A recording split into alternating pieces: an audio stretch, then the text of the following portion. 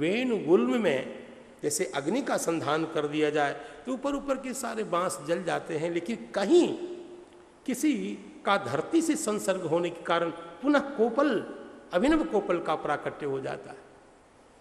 तो इसे कहीं विषय कुपथ्य पाय अंकुरे, गोस्वामी जी संकेत करते हैं, कुपथ्य और विषय को देखता है तो सब पढ़ा लिखा सब बह जाता है।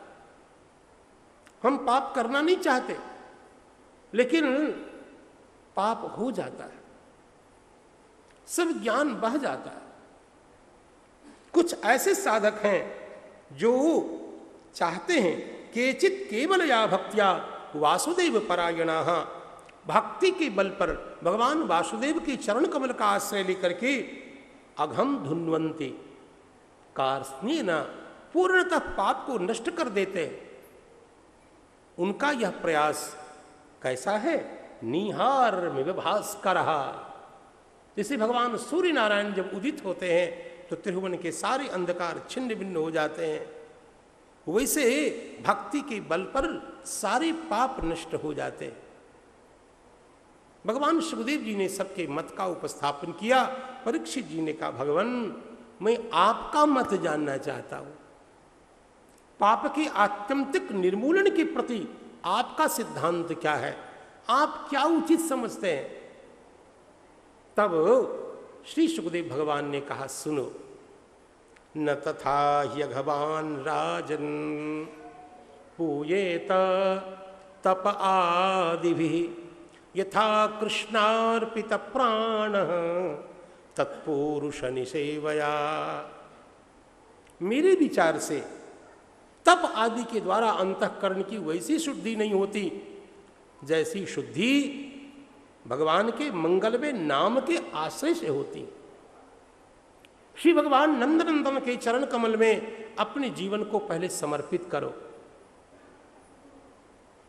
पहले पूर्णतः भगवान का अवलंबन ले लो, भगवान का आश्रय ले लो, और उसके बाद भगवान के नाम का जप करो। यथा कृष्णार्पित प्राण, प्राण कहते प्राणवायु को, और प्राणवायु को भगवान के चरणों में अर्पित करने का मतलब श्वास श्वास प्रति नाम रट। अपने जीवन को, तुलसीदास जी से किसी ने पूछा कि मैं अपना कल्याण करना चाहता हूं और मेरा मन बहुत बिगड़ा हुआ है। गोस्वामी जी ने कहा, कोई टेंशन की बात नहीं, बिगड़ी जन्म अनेक की सुधरे अब ही और आज। महाराज करना क्या पड़ेगा? कहा, हो ये राम को, पहले राम जी का बन जाओ, राम जी का पहले बनो, हो ये राम को, तब नाम जपो। तुलसी तजी कुसमाज, कुसंग का परित्याग करो, श्री भगवान का बन करके भगवान के मंगलमय नाम से अपने को जोड़ो, तुम्हारे कल्याण को कोई रोक नहीं सकता है, हो जाएगा। ऐसे ही कुछ बात और भगवान सुखदेव जी महाराज भी कहते हैं, न तथा हि भगवान राजन पूयेत तप आदिभिः यथा कृष्णार्पित प्राणः तत्पुरुष निसेवया। ये तो सिद्धांत बता दिया, लेकिन सिद्धांत तब तक हृदयंगम नहीं होता जब तक दृष्टांत के द्वारा इसका पोषण न हो जाए, युक्ति सह इसका स्थापन न हो जाए। और इसी के लिए आचार्यजन भगवान सुखदेव जी महाराज ने भी यहाँ श्री अजामिल महाराज का उपाख्यान सुनाया है। कथा प्राय सब जानते हैं, अजामिल इनका नाम है। सुखदेव जी महाराज कहते हैं, कान्य कुब्जे द्विजः कश्चित् दासी पतिरजामिलः नामना नष्ट सदाचारो दास्या संसर्ग दूषिता। अजामिल है और इनकी विशेषता है, ये बड़े विद्वान थे, पहले बहुत विद्वान, सदाचारी, मंत्रकृत आदि शब्द का प्रयोग किया, साधारण नहीं है। लेकिन कैसा भी हमारा मन अच्छा हो, मन पर कभी विश्वास न करें, मन कभी भी गर्त में डाल सकता है। थोड़ी असावधानी हुई कि दुर्घटना घटी वाली बात हो जाती है, और ऐसी ही इसकी घटना घटी है।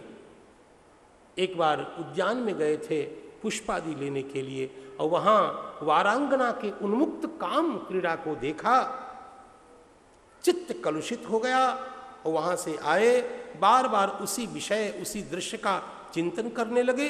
चित्त धीरे धीरे और कलुषित होता गया। उसी वारांगना को घर में ले आए और घर में ला करके अपने जीवन का नाश करने लगे। यहां वर्णन किया गया, नामना नष्ट सदाचारो दास्याः संसर्ग दूषिता। श्री प्रभुदत्त ब्रह्मचारी जी महाराज ने और हमारे श्री महाराज ने भी, जिनके चरण का मैं किंकर हूं, हमारे महाराज जी ने भी कहा था कि इतने बड़े सदाचारी ब्राह्मण की ऐसी दुर्गति क्यों हुई। एक बार श्री वेदव्यास के पूज्य पितृचरण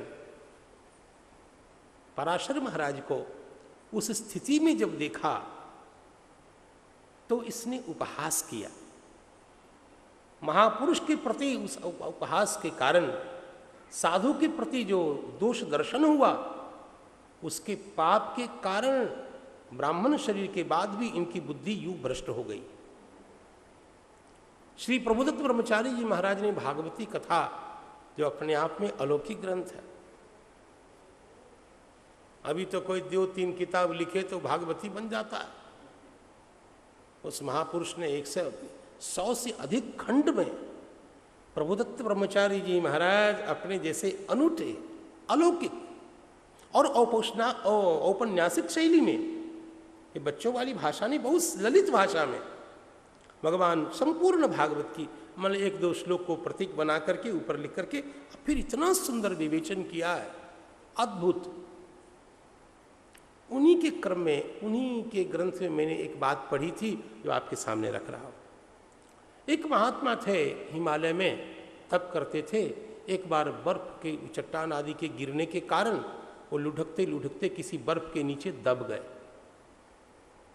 और वहाँ की कोई एकदम मरणासन्न हो गए बर्फ के नीचे दबने के कारण।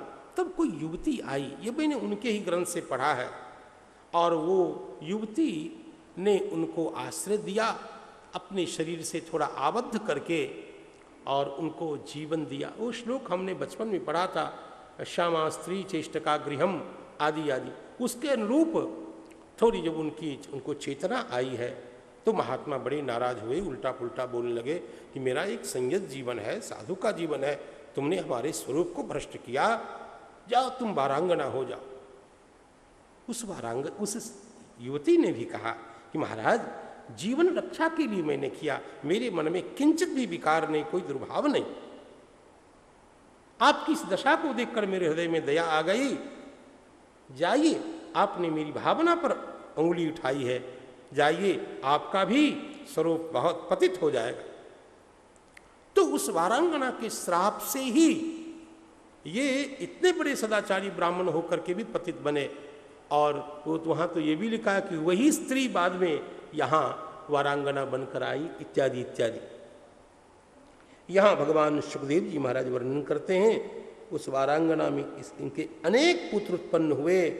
80 वर्ष की अवस्था हो गई, 9 पुत्र हो गए। और जो इनकी सदाचारिणी पत्नी थी, धर्म पत्नी, उनका तो इन्होंने परित्याग कर ही दिया था। अब एक बार इनके गांव में कुछ सदाचारी महात्मा आए, खूब सुंदर सुंदर ऊर्ध्वपुंड तिलक, कंठ में तुलसी जी की माला, सीताराम राधे श्याम जपते हुए संतों की जमात, पहले जमात चला करती थी, अब तो अलग ढंग की स्थिति हो गई है। तो साधु संत प्रायः विरक्तों के आश्रम में रहना पसंद करते हैं या किसी भगवान के मंदिर में रहना पसंद करते हैं। पूछा होगा गांव में कि यहाँ कोई भगवान का मंदिर है जहाँ बैठ करके थोड़ा विश्राम किया जाए? कहा नहीं। कहा कोई सदाचारी वैष्णव हैं जिनके दरवाजे पर थोड़ा विश्राम किया जाए? तो छोटे छोटे बच्चों ने इनके साथ साधु संतों से मजाक किया और कहा, महाराज जी, हमारे गांव में तो एक ही वैष्णव है, उसका नाम है अजामिल। वो जानता था कि ये इस टाइप का है, और बोले वाले महात्माओं ने विश्वास कर लिया और पूछते पूछते उसके घर की ओर चले। कहाँ है अजामिल जी महाराज, कहाँ है? और अजामिल उस समय निरीह पशुओं की हिंसा के लिए, मांस आदि के लिए गया हुआ था और इधर वह जो वारांगना थी दैव योग से सगर्भा थी। वारांगना ने खिड़की से देखा कि हमारे घर की ओर कुछ सफेद हंस के समान सुंदर रूप वाले भजनानंदी संत आ रहे हैं। तो पहले तो संत का दर्शन हुआ, थोड़ी बुद्धि विमल हो गई। संत के दर्शन से पाप कटता ही कटता है, इसमें कोई संदेह नहीं। बुद्धि में थोड़ा वैशद्य आया और वारांगना ने प्रतिज्ञा की कि पता नहीं किस पूर्व जन्म का पुण्य प्रकट हुआ, आज हमारे घर की ओर संत जन उन्मुख हुए हैं, अब हमें पाप नहीं करना चाहिए। उस वारांगना ने मन में संकल्प कर लिया कि अब इस शरीर से पाप नहीं होगा। अब ये संत आ रहे हैं, संत को यदि ज्ञात हो जाएगा कि ये महापापी का घर है तो निश्चित ही हमें अभिशप्त कर देंगे।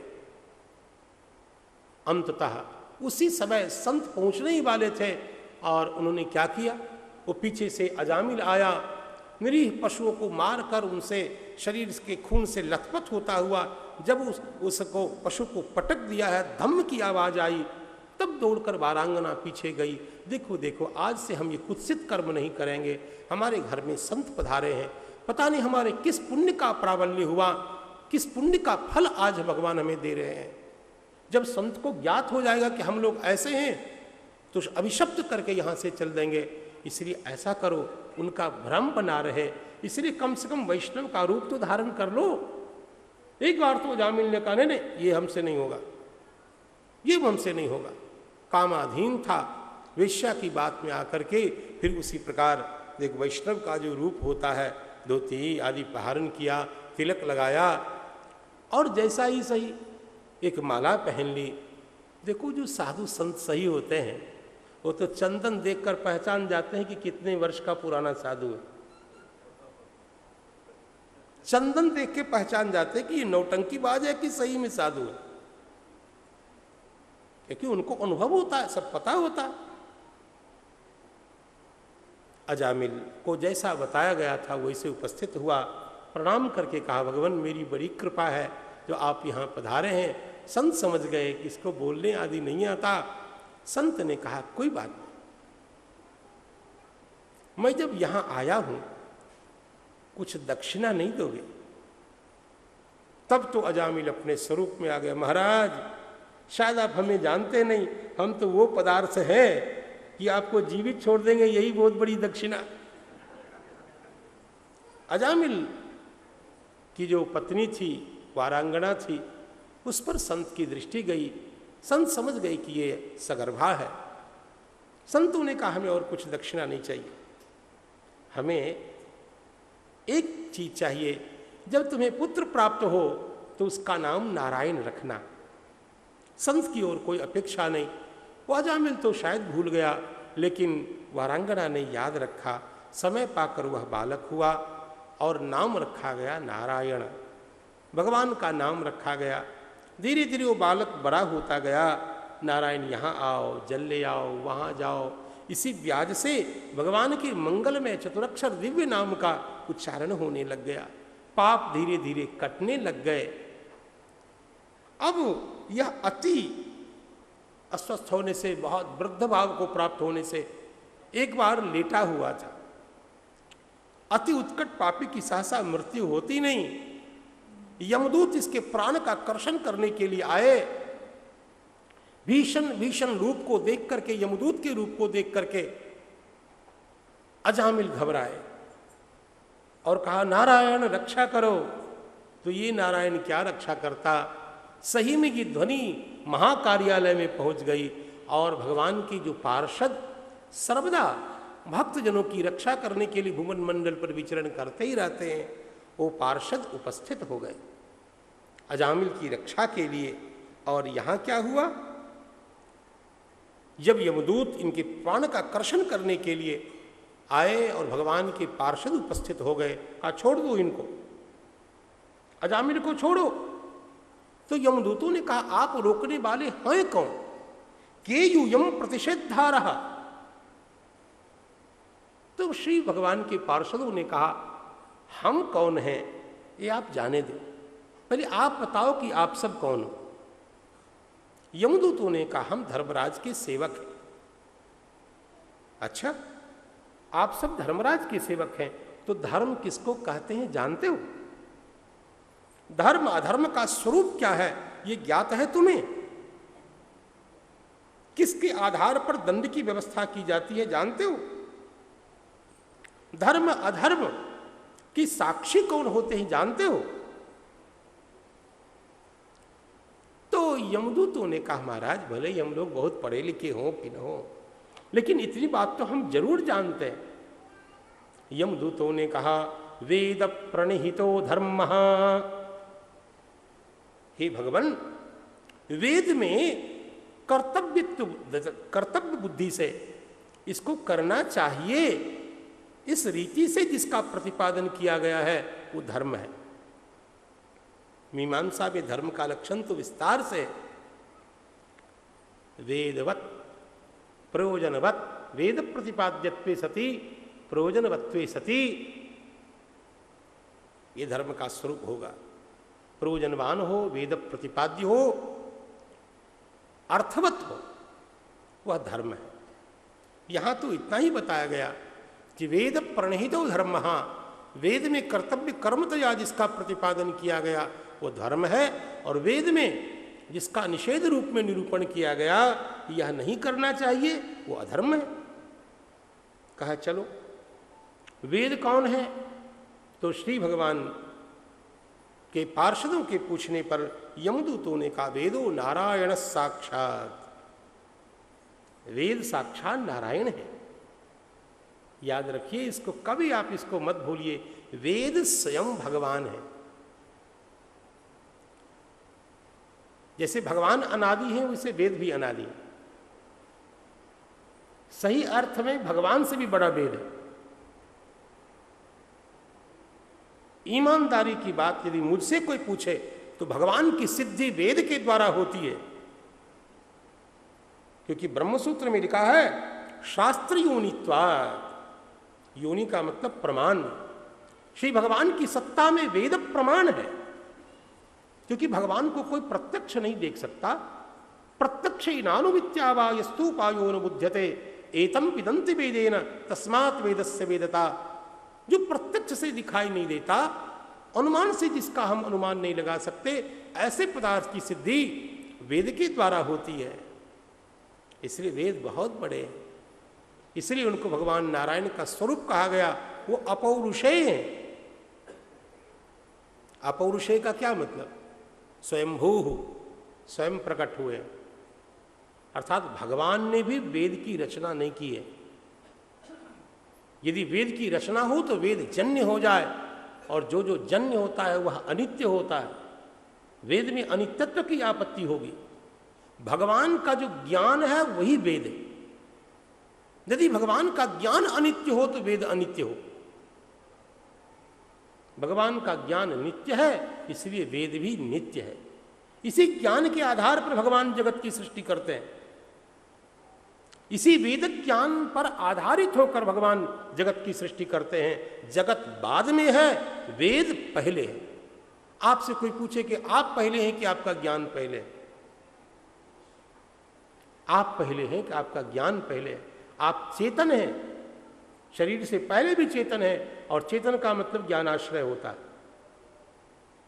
ऐसा कभी कोई स्वरूप आपका नहीं हो सकता जिसमें ज्ञान न हो। इसलिए आप पहले और आपका ज्ञान बाद में, ये सब गलत है। आप और ज्ञान दोनों समानकालिक तत्व हैं। जैसे भगवान और भगवान का ज्ञान दोनों एक ही तत्व है, दोनों में पौर्वापर्य आप नहीं बता सकते।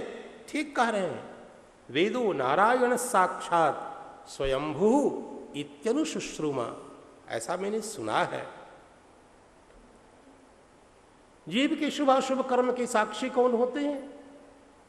यम दूतों ने कहा महाराज सूर्य अग्नि खम मरुत गावः। सूर्य नारायण, अग्नि आकाश, देवता हवा, गावः इंद्रियां पृथ्वी, सोम चंद्रमा, संध्या दिवस और ये दिशाएं, कम यानी जल, कुह पृथ्वी, काल और धर्म, ये जीव के अशुभ और शुभ कर्म के साक्षी होते हैं। हम लाख समझते हो कि हम पाप कर रहे हैं और कोई देख नहीं रहा है, ये बहुत बड़ा भ्रम है। अरे ये भी न देखें अंतर्यामी नारायण कहाँ जाएंगे? अरे जब आप पाप का संकल्प करते हैं तब से भगवान सब जानते हैं। इसलिए ठीक कह रहे हैं यमदूत महाराज, और इस प्रश्न का उत्तर यमदूतों ने दिया है। सर्वे कर्मानुरोधेन दंडबरहंति कारिणः, जो कर्म करता है, जो कर्म को करते हैं, कर्मानुरोध दंड का विधान, दंड का फल प्राप्त, दंड रूप फल प्राप्त करते हैं। इतनी बात में क्या कमी थी? लेकिन धन्य है भगवान के पार्षद। भगवान के पार्षद ने मुस्कुरा करके कहा, अरे वाह, संपूर्ण कुएं में भांग है, तुम लोग इतने मूर्ख हो। अब बताइए इस वेद लक्षण में क्या कमी थी? वेद की अपौरुषेयता की बात कर रहे हैं, इन सब में क्या कमी है जो भगवान के पार्षदों ने इनके लक्षण को नहीं माना? और क्या कह दिया? अहो कष्टम, धिक्कार है। धर्मदृशाम, आप धर्म का निरूपण कर रहे हैं। अधर्म स्पृशते सभाम, आपकी पूरी सभा को अधर्म ने छू रखा है। आपकी गोद में संसार के जीव अपने मस्तक को रख देते हैं और आप बड़ी क्रूरता से उसको काट देते हैं। मुझे तो लगता है आप न धर्म जानते हैं और न अधर्म जानते हैं, जैसे कि कोई पशु। मूल श्लोक सुनिए, यस्यांके शिराधाय लोकस्वपिति निर्वृतः स्वयं धर्मम अधर्मम वा नहीं वेद यथा पशु। इतना सुंदर लक्षण बताया और भगवान के पार्षदों ने इनको कहा पशु के समान, तुम कुछ नहीं जानते हो। अब बताइए भगवान के पार्षद क्या सुनना चाहते थे जो इन्होंने नहीं कहा, और इसके बदले भगवान के पार्षद इनको डांट रहे हैं। आज आपको एक रहस्य की बात बताऊं। धर्म के दो स्वरूप हैं, त्रैवर्गिक धर्म और आत्यंतिक धर्म। निस्त्रय गुण्य धर्म, जिसका संकेत भगवान करते हैं, त्रैगुण्य विषया वेदाः निस्त्रय गुण्यो भवार्जुन। और इसको खोला जाएगा आगे। भगवान के पार्षद ने जब डांटा तो यमदूतों ने कहा, महाराज आप हमें क्यों डांट रहे हैं? ये बहुत बड़ा पापी है, इसको दंडित करना हमारा काम है।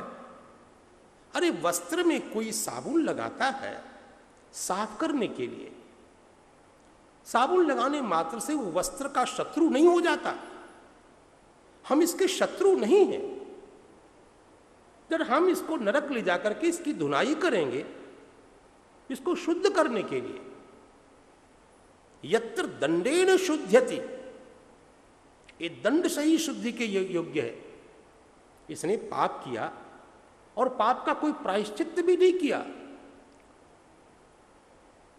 और इसलिए आपको पता है यमदूतों ने कहा, महाराज आपको पता नहीं है, ये बड़ा धर्मात्मा था, इसकी पतिव्रता स्त्री थी। अयम ही श्रुत संपन्ना शील वृत्त गुणालय, ये पता नहीं गुरु अग्नि अतिथि वृद्ध सबकी सेवा करता था, अहंकार रहित था, धृतव्रतो मृदुर्दान्तः सत्यवान मंत्र विच्छुचि। ये मंत्रवान था महाराज, मंत्र तत्व को जानने वाला, परम पवित्र था। इतना ही नहीं, सर्वभूत सुहृत, सभी के प्रति स्नेह रखने वाला, परम साधु, मितवाक अननसूयकः, ईर्ष्या नहीं करने वाला, बहुत कम बोलने वाला, बड़ा सदाचारी ब्राह्मण था ये। पतिव्रता स्त्री इसके घर में थी और उसका इसने परित्याग किया। एक बार उन्मत्त कामाचार को देखा, बुद्धि विकृत हो गई। न शशाक समाधातु मनो मदन बेपितम, मदन से बेपित कंपित मन को ये संभाल नहीं पाया और वारांगना में आसक्त हो गया। तत एनम दंडपाणे है सकाशम कृतकल विषम, इसने अपराध किया, दंड पानी बनकर इसकी चिकित्सा करेंगे महाराज। नेश्यामः अकृत निर्वेशम, प्रायश्चित न करने के कारण हम इसकी धुनाई करेंगे। यमदूतों ने कहा, श्री भगवान के पार्षदों ने कहा, आप लोग महामूर्ख हो, कुछ नहीं जानते धर्म के विषय में।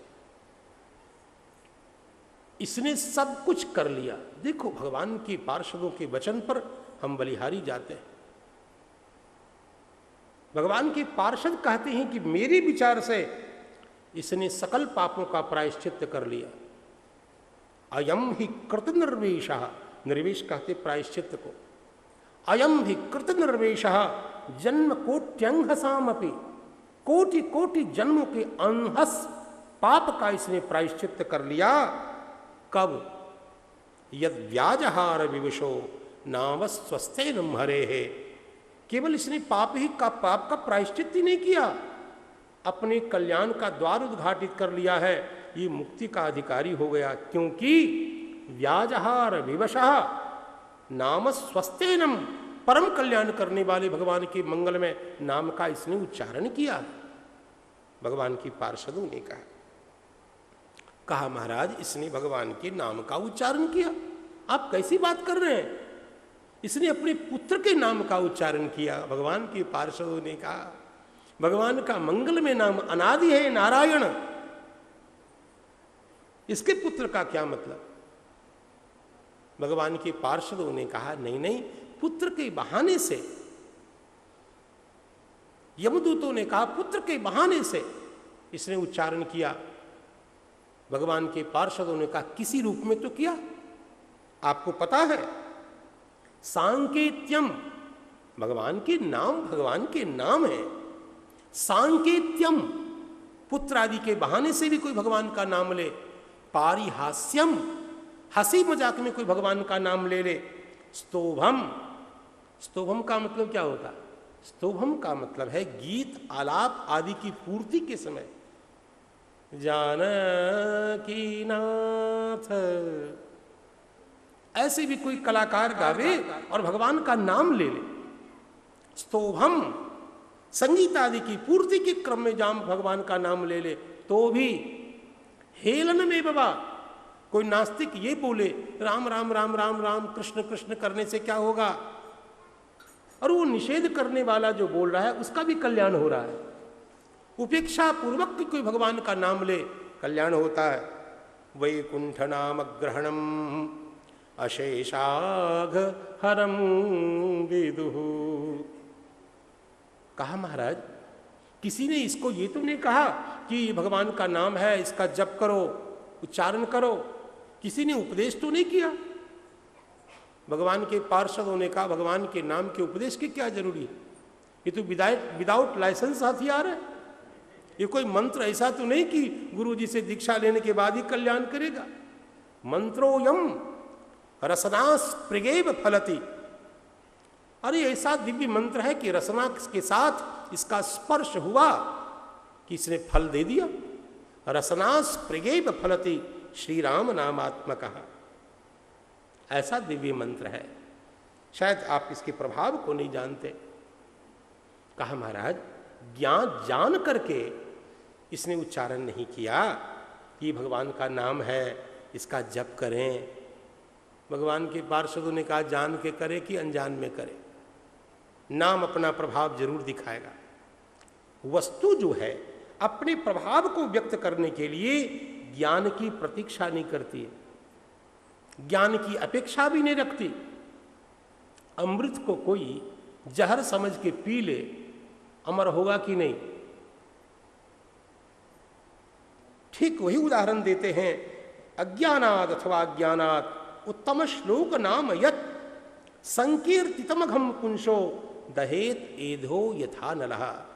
जैसे कोई जान करके आग को छुए या अनजान में छुए, आग की दाहकता शक्ति ज्ञान की अपेक्षा नहीं रखती, जला ही देगी।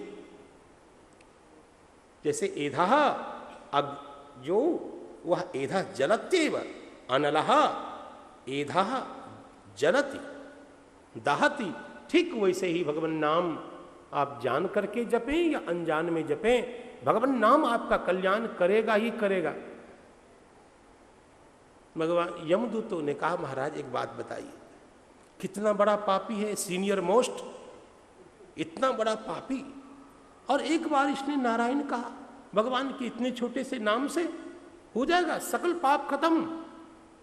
धर्मशास्त्र में तो कुछ और देखते हैं कि पाप की मात्रा के आधार पर प्रायश्चित का विधान किया जाता है। कहीं शांतपन, कृच्छ्र, पराक, चांद्रायण, जितना बड़ा पाप उतना बड़ा प्रायश्चित।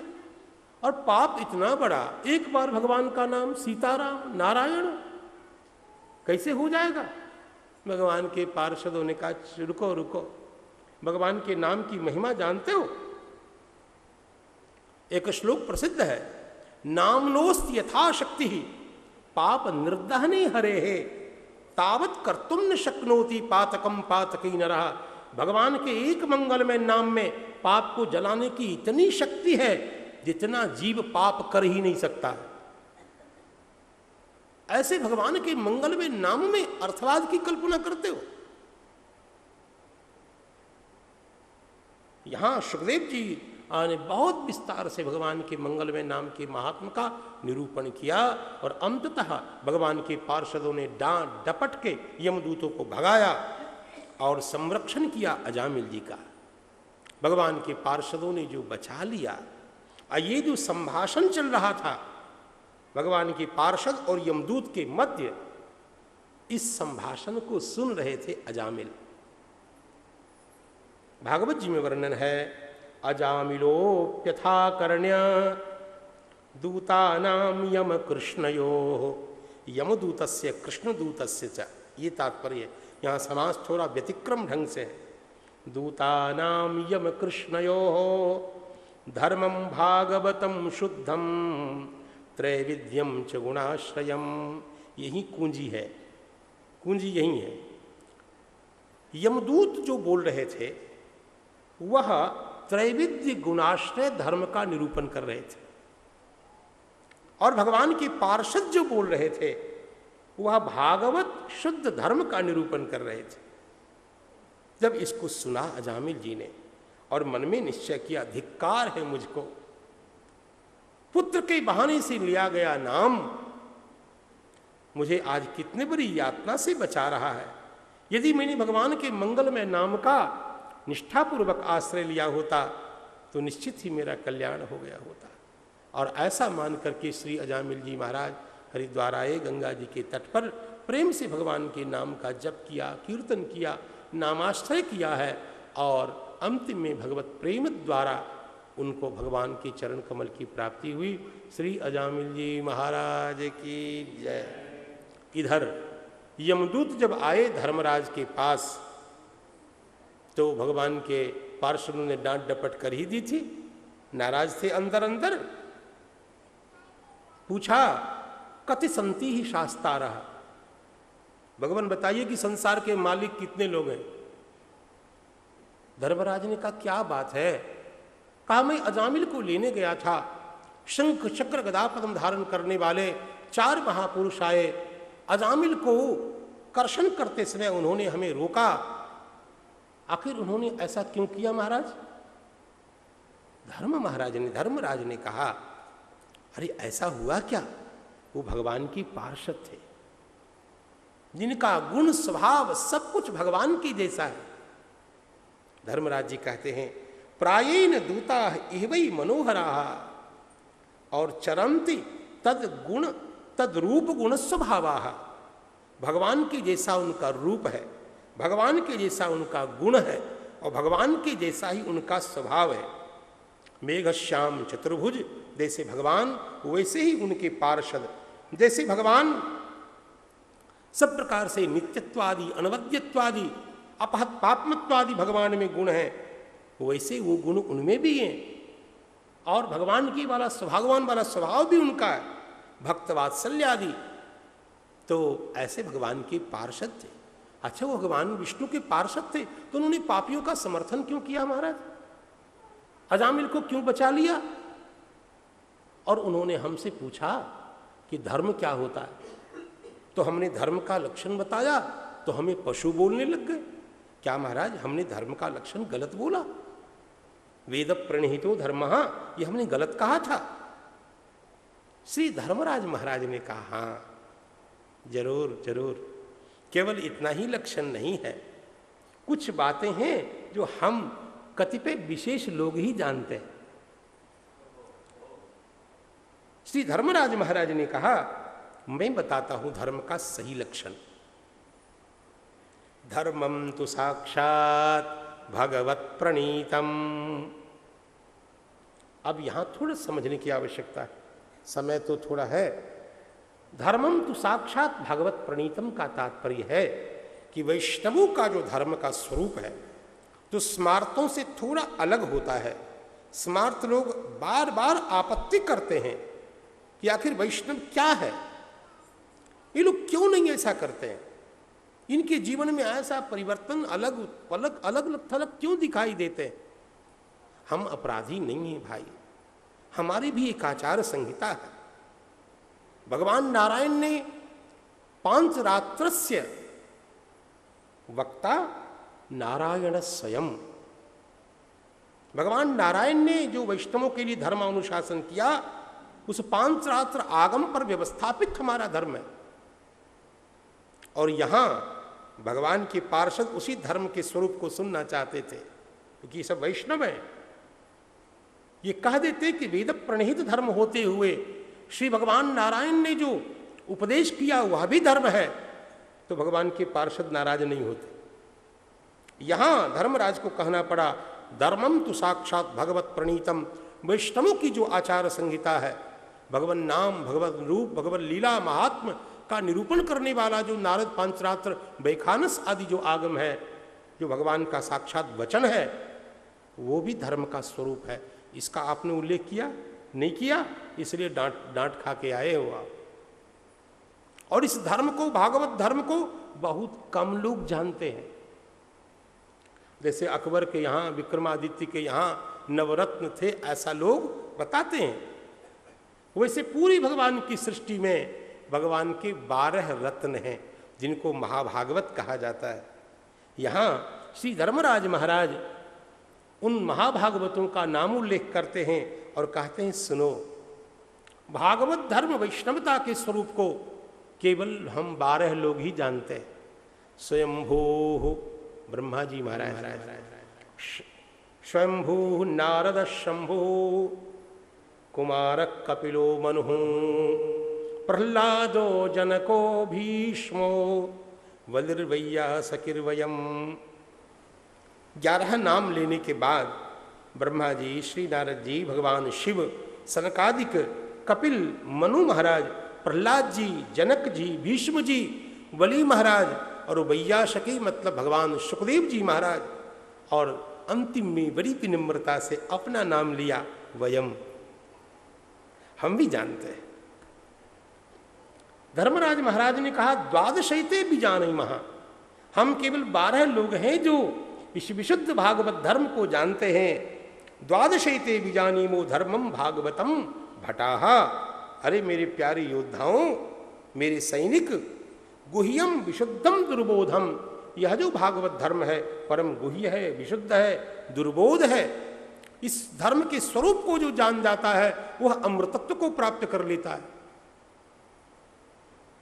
और कहते कहते धर्मराज महाराज ने वो बात कह दी जो शायद कोई साहस कर पाए।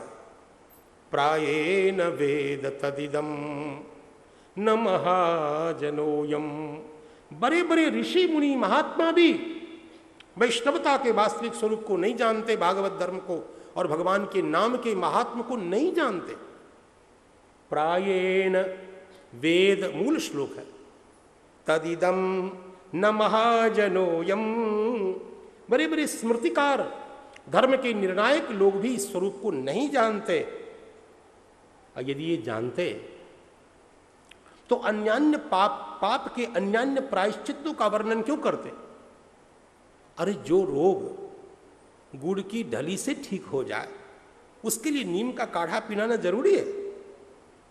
सकल पापों का प्रायश्चित्त भगवान का मंगलमय नाम हो सकता है, तो धर्मशास्त्र के ग्रंथों में इतने प्रायश्चित्तों का वर्णन क्यों किया। कह देते भगवान का नाम जपो। त्रैया विमोहित मति, इस वेद त्रयी से विमोहित मति होकर के विविध प्रायश्चित्तों का वर्णन किया और नाम के अचिंत्य प्रभाव को न जानने के कारण कहा, महाराज आपने किनका नाम ले लिया? महाजन को भी, स्मृतिकारों को भी लपेट में ले लिया। एक स्मृतिकार हैं आपके भागवतों में, मनु कुमारः कपिलो मनु। मनु भगवान मनुस्मृतिकार हैं, उन्होंने भी नहीं लिखा। क्यों नहीं लिखा उन्होंने? धर्मशास्त्र में नाम के महात्मा को क्यों नहीं पढ़ा के लिखा? तब श्रीधर स्वामी ने लिखा, यह भी संभव है कि भगवान ही नहीं चाहते कि मेरे नाम का प्रचार प्रसार हो। संसार लोप भयात, भगवान की दुकान न कहीं बिगड़ जाए, लोग सब भगवान के मंगल में नाम का जप करने लगेंगे, सबका कल्याण हो जाएगा। ये जो दुकान भगवान ने फैलाई है इसका क्या होगा? खुद भगवान नहीं चाहते। श्रीधर स्वामी ने इसका विवेचन किया है। इसलिए धर्मराज महाराज ने कहा, देखो मेरे प्यारे दूतों, आप सबके ऊपर नियंत्रण कर सकते हैं, सबको डांट डपट कर सकते हैं, सबको दंडित कर सकते हैं, लेकिन वैष्णवों के ऊपर आपका कोई जोर नहीं चलेगा। वैष्णवों के ऊपर हमारा आधिपत्य है ही नहीं। और कहते कहते क्या कह दिया है। वैष्णवता की महिमा अब समझ में नहीं आएगी तो कभी नहीं आएगी। भगवान सुखदेव जी महाराज कहते हैं, ते में न दंड मरहंत्यथ यद्यमीशाम, मेरे द्वारा दंड के भाजन वैष्णव कभी नहीं हो सकते। अपने दूतों को समझाते हुए कहते हैं कि हमारे कार्यालय में उनकी फाइल रहती नहीं, उनके ऊपर हमारा कोई नियंत्रण नहीं है। और ये कह दिया, स्यात् पातकम, वैष्णव कहीं पाप करते हुए भी दिख जाए तो उनके आसपास मत जाना। अब बताओ, अब क्या विचार है? स्यात् पातकम मूल श्लोक है भागवत जी का। पाप करते हुए दिख जाएं, अब कब वो बोलेंगे जय जय राधा रमन, उनका पाप तो ध्वस्त हो जाएगा और आप फंस जाओगे चक्कर में। स्यात् पातकम हम त्युरुगायवादः, उरुगायम बदती इति उरुगायवादः, भगवान के नाम का कीर्तन करेंगे पाप हो जाएगा ध्वस्त और तू पकड़ने के चक्कर में फंस जाओगे, इसलिए बच के रहो। आगे कहते हैं, तान्नोपसीदत हरेर गदयाभिगुप्तान, भगवान हरि की गदा से सुरक्षित वैष्णवों के पास तुम भूल करके भी मत जाना। नैषाम वयः न च वय प्रभवा वयम न च वय प्रभवाम दंडे, हम उनके दंडाधिकारी बिल्कुल नहीं हैं। तो यमदूतों ने कहा, महाराज तो हम लोग रिजाइन दे दें, क्योंकि सब लोग सीताराम से राधे श्याम करेंगे, उस पाप नष्ट हो ही जाएगा, नरक तो कोई जाएगा ही नहीं, तो हमारा उपयोग क्या है? हम किसके लिए धुनाई करें? हमारा तो कार्यालय ही बंद हो जाएगा। धर्मराज ने कहा, नहीं नहीं, संसार में अभागे लोगों की कमी नहीं है, आपके लायक भी बहुत सामग्री मिलेगी। कहा, महाराज हम किसको पीटें, किसको दंडित करें? तो श्री धर्मराज महाराज ने कहा, भगवान के ये बहुत बड़े भक्त हैं धर्मराज जी, यही धर्म है, धर्मराज हैं और यही यमराज हैं। पापियों के लिए यमराज हो जाते हैं और पुण्यात्माओं के लिए धर्मराज होते हैं। कहा, देखो किसको घसीट घसीट के लाओगे और जम के करोगे धुनाई? ओ 3rd डिग्री वाली किसकी? कजिहुआन भक्ति भगवत गुण नाम ध्येयम, जिसकी वाणी कभी भगवान के मंगल में गुणों का कीर्तन नहीं करती। जिह्वान भक्ति भगवत गुण नाम ध्येयम, चेतश्च न स्मरति तच्चरणारविंदम, जिनका चित्त श्री भगवान राधारमण के चरण कमल का चिंतन नहीं करता। कृष्णाय नो नमति यच्छिरये कदापि, भगवान श्याम सुंदर के चरण कमल में जिनका मस्तक नहीं झुकता, ऐसे दुष्टों को घसीट घसीट करके लाओ। तानानयध्वम, ऐसे दुष्ट असत को, अकृत विष्णु कृत्यान, जिसने भगवान विष्णु की सपर्या नहीं की है, भगवान विष्णु की सेवा नहीं की है, वैष्णव समाराधन जिसने नहीं किया है, ऐसे पापियों की जम के धुनाई करो। ऐसा श्री धर्मराज महाराज अपने भटों से निर्देश देते हुए कहते हैं। और तुमने जो भगवान के पार्षद के सामने जो बकवास किया, सीधे उनके चरणों में वंदन करना चाहिए था। और तुमने जो उनके साथ वाद युद्ध किया, मैं उनके चरणों में क्षमा प्रार्थना करता हूं तुम्हारे लिए। आप श्लोक सुन लीजिए। तत्क्षम्यताम स भगवान पुरुष पुराणो, पुराण पुरुष भगवान आदि नारायण, हम उनके चरणों में वंदन करते हैं, आपको क्षमा कर दें। भैया हो, यदि इस प्रकार के दंड से बचना हो, ज्ञात अज्ञात सकल पापों का एक कारावच्छेदेन यदि आपको प्रायश्चित्त करना हो, तो एक ही उपाय है भागवत के सिद्धांत के अनुरूप। गोविंद जय जय गोपाल जय जय गोविंद जय गोपाल जय जय श्री राधा रमण हरि गोविंद जय जय श्री राधा रमण हरि गोविंद जय श्री राधा रमण हरि गोविंद जय जय श्री राधा रमण हरि गोविंद जय गोविंद जय जय गोपाल जय जय गोविंद जय जय गोपाल जय जय गोविंद जय जय गोपाल जय जय गोविंद जय जय गोपाल जय जय श्री राधा रमण हरि गोविंद जय जय श्री राधा रमण हरि गोविंद जय जय श्री राधा रमण हरि गोविंद जय जय श्री राम कृष्ण भगवान की, श्री राधा रमण भगवान की, श्री जानकी रमण भगवान की, श्री अंजनी नंदन भगवान की, श्री उमा महेश्वर भगवान की, समस्त पूर्वाचार्यों की, श्रीमद्भागवत महापुराण की, वेदव्यास भगवान की, श्री सुखदेव जी महाराज की, सर्व संत वैष्णव भगवान की जय जय श्री राधे।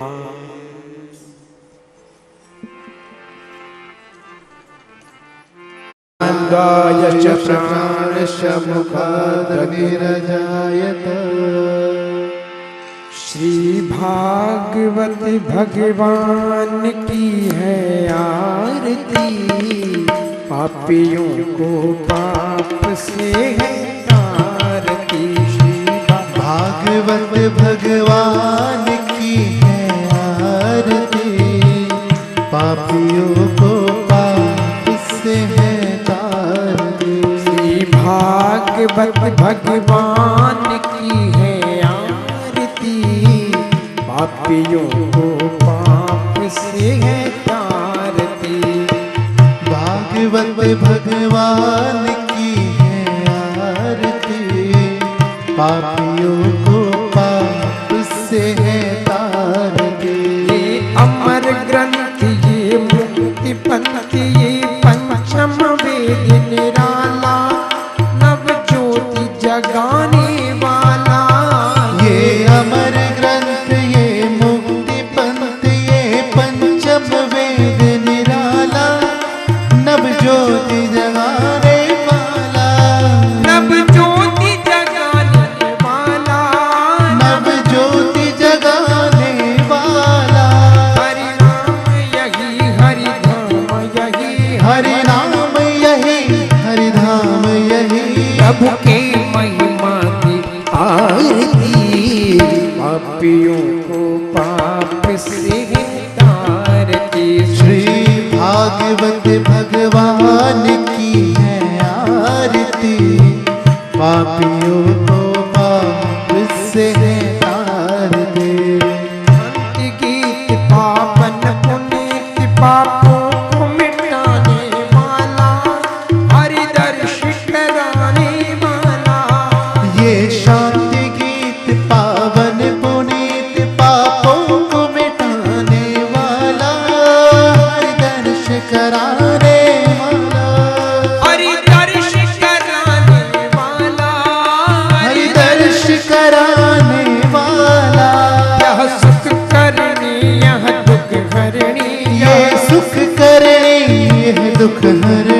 प्रभु की महिमा की आरती, पापियों को पाप से है तारती। श्री भागवत भगवान की है आरती, पापियों को पाप से है तारती।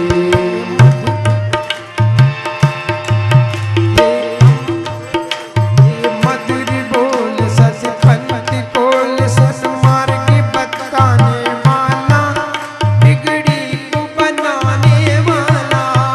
ये मधुर बोल सदपंथ खोल सन्मार्ग बताने वाला, बिगड़ी को बनाने वाला। ये मधुर बोल सतपंथ बोल सन्मार्ग बताने वाला, बिगड़ी को बनाने वाला। ये मधुर बोल सदपंथ खोल सन्मार्ग बताने वाला, बिगड़ी को बनाने वाला। सीताराम यही राधे श्याम यही, ओ मेरे राम यही राधे श्याम यही, प्रभु की महिमा की आरती, पापियों को पाप से है तारती। श्री भागवत भगवान की है आरती, पापियों को पाप से है तारती। कर्पूर गौरम करुणावतारम, संसार सारम भुजगेन्द्रहारम, सदा वसंतम हृदयारविंदे भवं भवानी सहितं नमामि। नीलाम्बुजश्यामलकोमलामं सीतासमारोपितवामभागं, बाणो महाशायक चारुचापं नमामि रामं रघुवंशनाथम्। देवी प्रपन्नाद्यरे प्रसीद प्रसीद मातर् जगतोऽखिलस्य, प्रसीद विश्वेश्वर पाहि विश्वं त्वमेश्वरी देवी चराचरस्य। मनोजवं मारुततुल्यवेगं, जितेन्द्रियं बुद्धिमतां वरिष्ठं, वातात्मजं वानरयोगमुख्यं श्रीरामदूतं शरणं शरणं प्रपद्ये। ॐ पात्रमध्ये स्तोयं। स्वस्ति श्री गणेशाय नमः। श्री सरस्वत्यै नमः। अस्मद्गुरुभ्यो नमः। परमगुरुभ्यो नमः।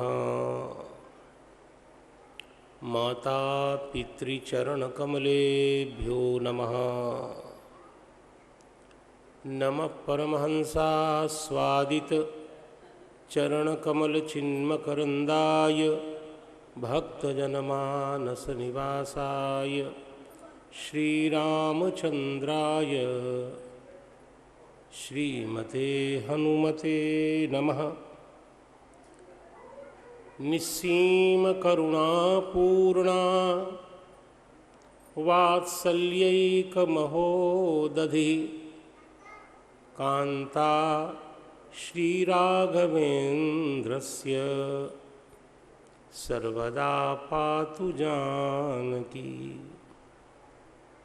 वन्दनात् प्रणतपापकर्षिणीं सेवनादमृतवर्षवर्षिणीं संश्रयादखिलदोषमर्षिणीं श्रीजानकी चरणरेणुमाश्रये।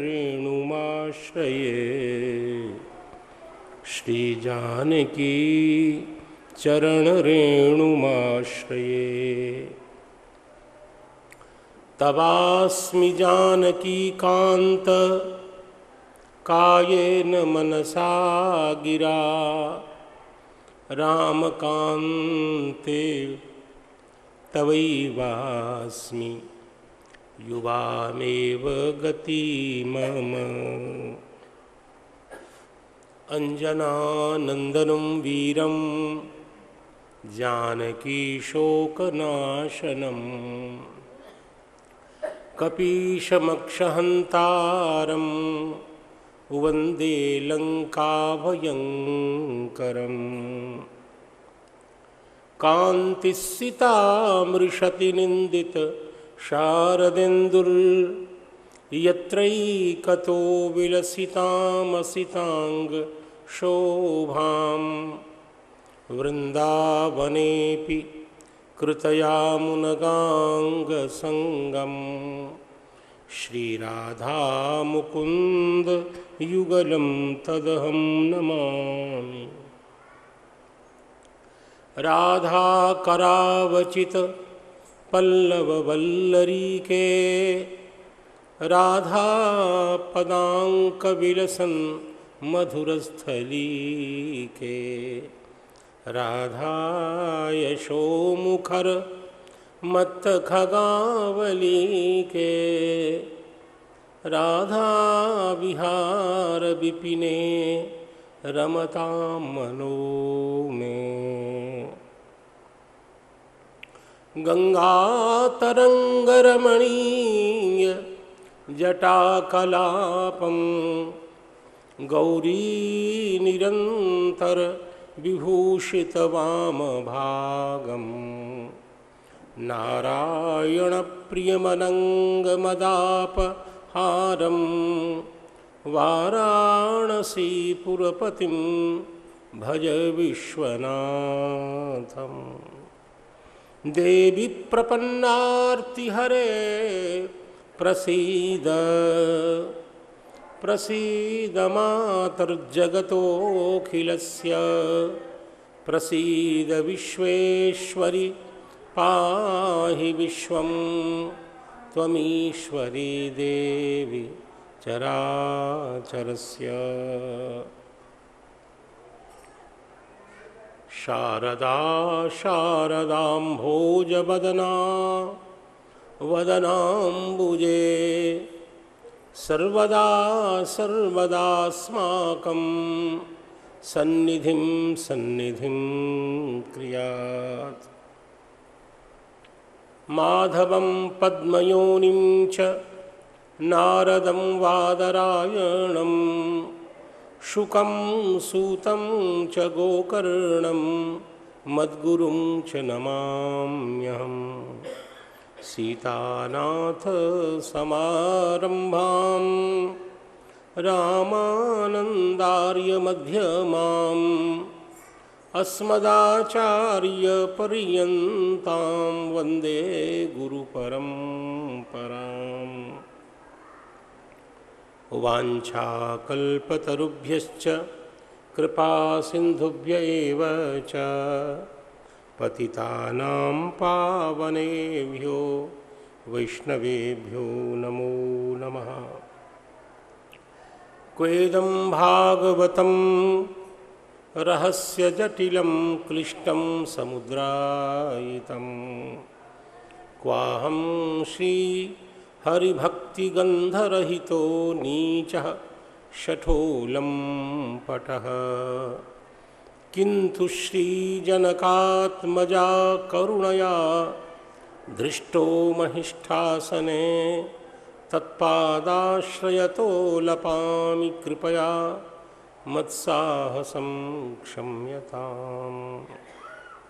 राम राघव राम राघव राम राघव रक्ष माम्। राम राघव राम राघव राम राघव रक्ष माम्। कृष्ण केशव कृष्ण केशव कृष्ण केशव पाहि माम्। कृष्ण केशव कृष्ण केशव कृष्ण केशव पाहि माम्। राम राघव राम राघव राम राघव रक्ष माम्। राम राघव राम राघव राम राघव रक्ष माम्। कृष्ण केशव कृष्ण केशव कृष्ण केशव पाहि माम्। कृष्ण केशव कृष्ण केशव कृष्ण केशव पाहि मां। श्री राम कृष्ण भगवान की जय। श्री वृंदावन बिहारी लाल की जय। श्री राधा गोविंद भगवान की जय। श्री जानकी जीवन भगवान की जय। श्री अंजनी नंदन भगवान की जय। उमा महेश्वर भगवान की जय। श्रीमद्भागवत महापुराण की जय। वेदव्यास भगवान की जय। श्री सुखदेव जी महाराज की जय। श्री परीक्षित जी महाराज की समस्त पूर्वाचार्यों की जय जय सीताराम। भगवान की अपार करुणा एवं हम सबों के असंख्य पूर्व जन्मों के पुण्य प्राबल्य से यह पवित्र क्षण हमें प्राप्त हुआ है। यत्र प्रविष्टः सकलोपि जंतुः आनंद सच्चिद घनतामुपैति। इस महात्म से विशिष्ट भगवान का दिव्य धाम श्री वृंदावन, उस महनीय वृंदावन में बैठकर हम सब भगवद यश गायन एवं श्रवण का सुअवसर प्राप्त कर रहे हैं। प्राप्त समय का सदुपयोग करने के लिए हमने अपने आत्म कल्याण के उपाय को जानने के लिए, समझने के लिए श्रीमद्भागवत महापुराण का आश्रय लिया है। ऐसे एक चर्चा, अभी तो पर्ची नहीं है, उसमें एक संकेत आया, हमारे किसी पूज्य चरण ने थोड़ी चर्चा के लिए निर्देश किया। 1-2 मिनट उस प्रश्न को प्रणाम करता हूँ। बहुत सार्थक प्रश्न है और ये है कि स्मार्त और वैष्णव क्या होते हैं। ये उचित बात है। क्या होता है, हम किसी वस्तु को जब नहीं जानते हैं तो एकांत रूप से अन्य की आलोचना करते हैं। संग्रह त्यागन बिनु पहचाने, गोस्वामी जी कहते हैं, संग्रह करने के लिए जितना ज्ञान आवश्यक है, परित्याग करने के लिए भी उतना ही ज्ञान आवश्यक है। जब तक किसी के दोष को, अनुपादेयता को हम नहीं जानेंगे, तब तक उसका हम परित्याग भी तो नहीं कर पाएंगे। हमारे सनातन धर्म में अनेक प्रकार की उपासना पद्धतियां हैं और जो वेद मूलक है सभी अत्यंत प्रमाण है और किसी को उच्चावच रूप से नहीं निरूपित किया जा सकता है, क्योंकि सब के आधार हमें वेद में उपलब्ध होते हैं। वेद मूलक होने के कारण सभी प्रमाण हैं और सभी गुरुतर हैं, महत्तम हैं। अब इतना सत्य है कि प्रत्येक जीव के कर्म अलग अलग होते हैं, कर्मानुरूप गुण अलग होते हैं और गुणानुगुण स्वभाव अलग होते हैं। तो सबको जैसे नमकीन अच्छा नहीं लगता, सबको मीठा अच्छा नहीं लगता, वैसे उपासना पद्धति भी एक जैसी सबकी हो ये उचित भी नहीं है। जब हमारी फाइल अलग अलग है, सबकी, चाहे पति हो पत्नी हो, दोनों की फाइल अलग अलग है। भले ही हम एक साथ रहते हों, हम एक प्रकार की रुचि रखते हों, ये सब अलग बात है, लेकिन जो नियमानुसार व्यवस्था है उसके हिसाब से हम लोग की अलग अलग फाइल है। सबके गुण, रूप, शील, स्वभाव भिन्न भिन्न इसीलिए होते हैं, कर्म के वैविध्य के कारण। तो उपासना सबकी एक जैसी हो ये क्यों, ये अनिवार्य कैसे? आप देखिए ना, कुछ पहलवान टाइप के लोग होते हैं तो उनको हनुमान जी बहुत पसंद आते हैं, ये बात समझ में आती है सबको। कुछ ऐसे होते हैं कि जो रसिक प्रकृति के होते हैं तो मुरली मनोहर अपनी ओर खींच लेते हैं। कुछ धर्म कर्म की ज़्यादा बात करते हैं, मर्यादा की बात करते हैं, तो हमारे राम जी हावी हो जाते हैं उनके ऊपर। तो अपनी प्रकृति की अनुरूप भगवान भी सबको पसंद है। सबको भगवान का एक स्वरूप ही प्रिय हो ये जरूरी नहीं है। और ये अच्छी बात है कि सबके लायक भगवान यह उपलब्ध हैं। जिसकी जैसी प्रकृति हो मुझे लगता है भगवान ने जो इतने रूप प्रकट किए उसका भी यही कारण है कि किसी न किसी रूप में तो कोई न कोई मेरी उपासना करेगा। अब जिसका जहां स्वभाव, सनातन धर्म की सबसे बड़ी विशेषता है कि यहां भगवान बिछे हुए हैं। एक भगवान को कौन कहे? गाय भगवान, तुलसी भगवान, ब्राह्मण भगवान, गुरु भगवान, राम कृष्ण नारायण विष्णु भगवान, शिव दुर्गा श्री सूर्य नारायण, ये सब तो भगवान हैं ही। कहीं तो आपकी निष्ठा होगी, आपका कल्याण हो जाएगा। माता के रूप में, पिता के रूप में भगवान ही है। भगवान बिछे हुए हैं यहां सनातन धर्म में। कहीं तो आपकी निष्ठा होगी, आपका कल्याण हो जाएगा। लेकिन उत्कृष्ट बुद्धि होनी चाहिए। थोड़ा इसको समझ लें। ब्रह्मसूत्र में एक सूत्र आया है, ब्रह्म दृष्टि ही उत्कर्षात्। अच्छा, भगवान को मनुष्य मानना अच्छा है कि मनुष्य को भगवान मानना अच्छा है? अच्छा है कि मनुष्य को भगवान माने। हमेशा उपासना में उत्कृष्ट बुद्धि होनी चाहिए। किसी को पशु मान लें ये अच्छा है कि किसी पशु को भगवान मान लें ये अच्छा है? ये ब्रह्मसूत्र है, मैं अपने मन से बिल्कुल नहीं बोल रहा हूं। भगवान वेदव्यास ने जो ब्रह्मसूत्र उसमें लिखा है, ब्रह्म दृष्टि ही उत्कर्षात् मनो ब्रह्मेत्युपासीत। मन को ब्रह्म मान की उपासना करो। अब मन प्राकृतिक वस्तु है, उसको ब्रह्म मानने का आदेश क्यों? क्योंकि ब्रह्म दृष्टि उत्कर्ष, उत्कृष्ट दृष्टि है। अब उपासना पद्धति में बहुत प्राचीन और सर्वसम्मत एक उपासना पद्धति है स्मार्तों की। एक भ्रम जीवित है समाज में कि वैष्णव स्मार्त नहीं होते। वैष्णव भी स्मार्त होते हैं, स्मार्त भी वैष्णव होते हैं। कतिपय गुण ऐसे होते हैं, कतिपय बात ऐसी होती है जिसके कारण थोड़ा पार्थक्य बनता है, अन्यथा कोई अंतर नहीं है। ये भेद ही गलत है।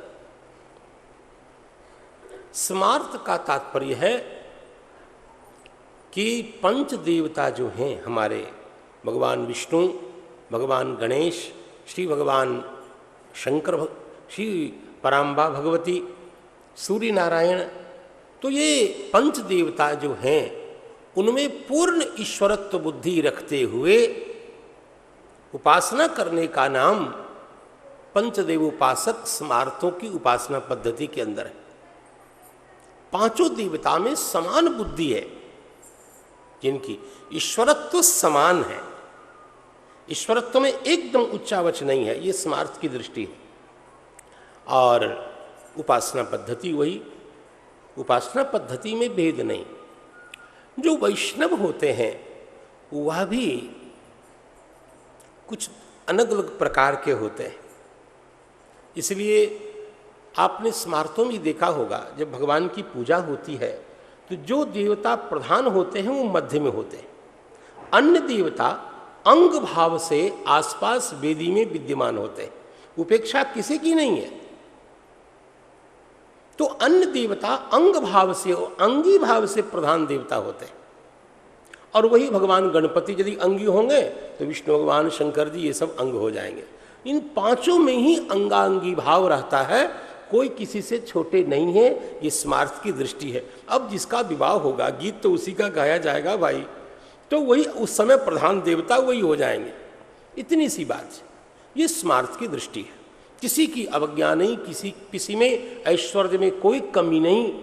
लेकिन वैष्णवों का जो आगम है, श्रुति को यथावत प्रमाण मानते हुए, स्मृति को भी यथावत प्रमाण मानते हुए, और एकायन शाखा पर आधारित जो प्रपत्ति मार्ग है, और नारद पांचरात्र, वैखानस आगम इत्यादि आगम ग्रंथों के आलोक में भगवान के किसी एक स्वरूप, तात्पर्य है उनका कहना है कि श्रुति जब ये कह रही है एक में बात द्वितीयम, तो आप कहीं एक जगह ईश्वरत्व बुद्धि रखिए, उपेक्षा किसी की नहीं है। अच्छा, भगवान शिव जो हैं वो क्या किसी से कम है? किसी से कम नहीं है। लेकिन भगवान वैष्णव जो भगवान शिव को समझते हैं वो आचार्य बुद्धि से समझते हैं। ये भगवान के चरणों के प्रापक आचार्य हैं हमारे। तो आचार्य भगवान से कम होते हैं क्या? कहीं से भी कम नहीं होते। तो एक में बात द्वितीयम की दृष्टि से ईश्वर कोटि की जीव भाव से अन्य की उपासना करते हैं और अपने जो आराध्य होते हैं वो अंगी भाव से पूजित होते हैं। ये वैष्णवी दृष्टि है। श्री राम क्योंकि विष्णु में ही परत्व बुद्धि जिनकी है, भगवान विष्णु ही प्रधान देवता है। व्याकरण की दृष्टि से विष्णु देवता यस्य इति वैष्णव, शास्त्र देवता सूत्र से अण प्रत्यय करके वैष्णव बनता है। विष्णु ही परम आराध्य हैं जिनके, इसलिए कहीं वैष्णव ग्रंथों में नहीं लिखा है कि अन्य देवता को हीन समझे, उपेक्षा करे, बिल्कुल नहीं। उपेक्षा जहां आपको दिखती है वो शास्त्र विरुद्ध है। एक बात और समझने की है कि जब राम जी के भजन से छुट्टी मिलेगी तब न किसी अन्य को प्रणाम करेंगे। इसको थोड़ा समझिए। हम अनादर नहीं कर रहे हैं, लेकिन अपने पति की सेवा से छुट्टी मिल जाए तब न सास ससुर आदि का नंबर आएगा। जब अपने पति की सेवा में 24 घंटे पर्याप्त नहीं है, क्योंकि आगम में लिखा है कि ब्रह्म मुहूर्त से ही लग जाइए, और शयन पर्यंत राम जी ही जान नहीं छोड़ते हैं। अब क्या करें? अनन्यता का भी अर्थ बहुत गलत है। अनन्य का मतलब ये नहीं कि अब किसी की उपेक्षा करें, किसी का अनादर करें, किसी की ब्रह्म भाव में संदेह करें। हम यही कहते हैं भैया आपके प्रारब्ध में ऐसे भगवान हैं, हमको ये भगवान पसंद आ गए। यही है और उचित भी है। वैष्णवों में भी भगवान श्री रामानुजाचार्य, रामानंदाचार्य, जो वैष्णव के 4 संप्रदाय और 4 के फिर 2-2 होकर के अवान्तर 8 परंपरा जो है वो सब मान्य है। उनकी अपनी नियत उपासना पद्धति है और उनके द्वारा किसी की अवज्ञा नहीं है। लेकिन इतना ही है कि उनको अपने भगवान को रिझाते रिझाते ही समय नहीं मिल पाता है। आगम उपासना पद्धति की वही नारद पांचरात्र और वैखानस, ये प्रधान आगम है। देखिए जो श्रीनिवास भगवान हैं, तिरुपति वाले भगवान, उनकी उपासना पद्धति आगम पद्धति से नहीं होती, वो नारद पांचरात्र पद्धति से नहीं होती, वहाँ वैखानस आगम चलता है। अब देखिए वैष्णवों में 5 संस्कार होते हैं। अब मैं तो रामानंदी हूँ तो अपने हिसाब से बताता हूँ आपको। तुलसी की माला, ऊर्ध्व पुंड तिलक, अब ये सब आगम में है इसलिए हम लोग मानते हैं। ऐसा नहीं कि किसी ने शुरू कर दिया और हम लोग शुरू हो गए, ऐसा नहीं है। क्योंकि आगम, शाक्त आगम, वैष्णव आगम, शैव आगम, कहीं इन आगमों को तंत्र के रूप में, कहीं यामल के रूप में प्रसिद्धि प्राप्त है। रुद्र यामल, अमुक यामल और अलग अलग संहिताओं के रूप में मंकड़ संहिता, शाकल्य संहिता, भरद्वाज संहिता, ऐसी संहिताएं, उन सब में वैष्णवागम विद्यमान है कि ऐसे ऐसे करना चाहिए। 5 संस्कार हैं। जैसे भगवान के दिव्य आयुध का अंकन। अब रामानंदियों का मामला बड़ा विचित्र है। भगवान कोई अलग है क्या? भगवान कृष्ण, भगवान राम, भगवान विष्णु में भेद मानने का मतलब सीधा नरक जाना। कोई नहीं रोक पाएगा उसको नरक जाने से। एक ही भगवान है। फिर भी आप थोड़ा बहुत तो बदमाशी टाइप का काम हो जाता है। तो रामानंदी ने धनुष्मान और सामान्य रूप से शंख चक्र दिव्य अंग भगवान के आयुध का अंकन होता है। ये अंकन भी वैखानस आगम में अलग है, पांचरात्र में अलग है। पांचरात्र में तो सीधा अंकन होता ही है, और वैखानस आगम में है कि गर्भचक्रांकन होता है। जब माँ सगर्भा होती हैं उसी समय पायस में चक्र का अंकन करके फिर माँ उस पायस को ग्रहण करती है, ताकि ये होने वाला बालक भगवान का अनन्य भक्त वैष्णव बने। तो बहुत सारी बातें हैं, अलग अलग आगम हैं, हम नहीं जानते, इसलिए किसी मत की उपेक्षा करें और उनको ही, ये बहुत कमजोर पक्ष है हमारा। तो 5 संस्कार, नाम, मुद्रा, मंत्र तत्र यागश्च पंचमः, यह पक्ष भी है, और तुलसी की माला की अनिवार्यता। देखो विष्णु पुराण में पुराणांतर में एक श्लोक बहुत प्रसिद्ध है, ये कंठ लग्न। अब भगवान वेदव्यास कह रहे हैं, इसको आप नकार नहीं सकते हैं।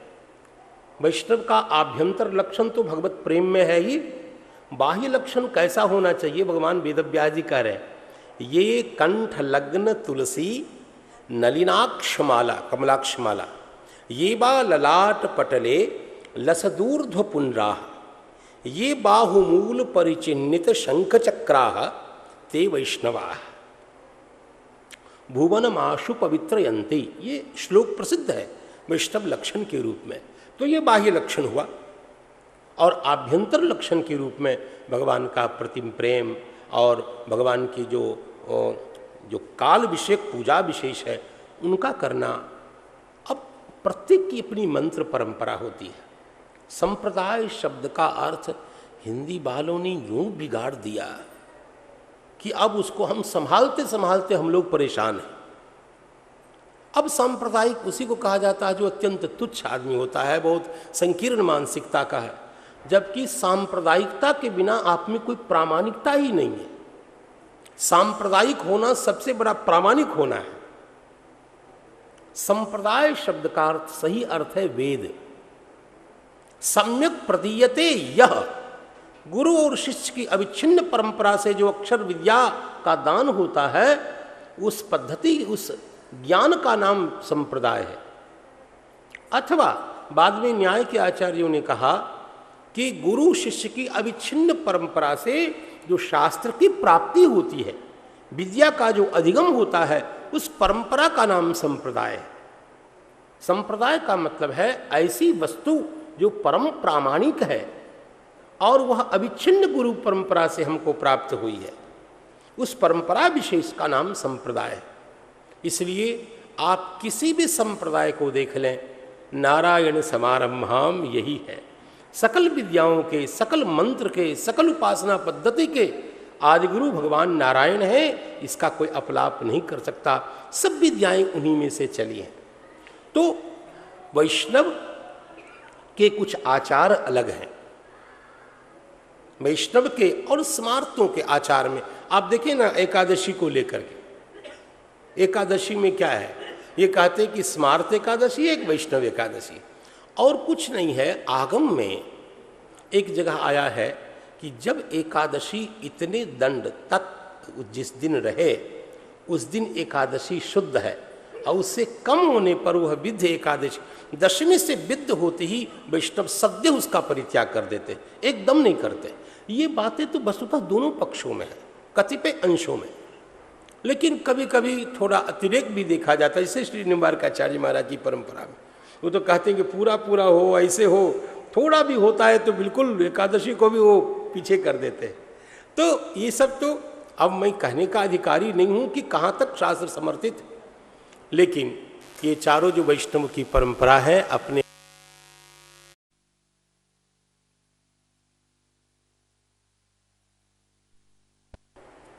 सकल कर्म का प्रध्वंस होते हुए अविद्या निवृत्ति पूर्वक अपने स्वस्वरूप आनंद की अवाप्ति ही मुक्ति है।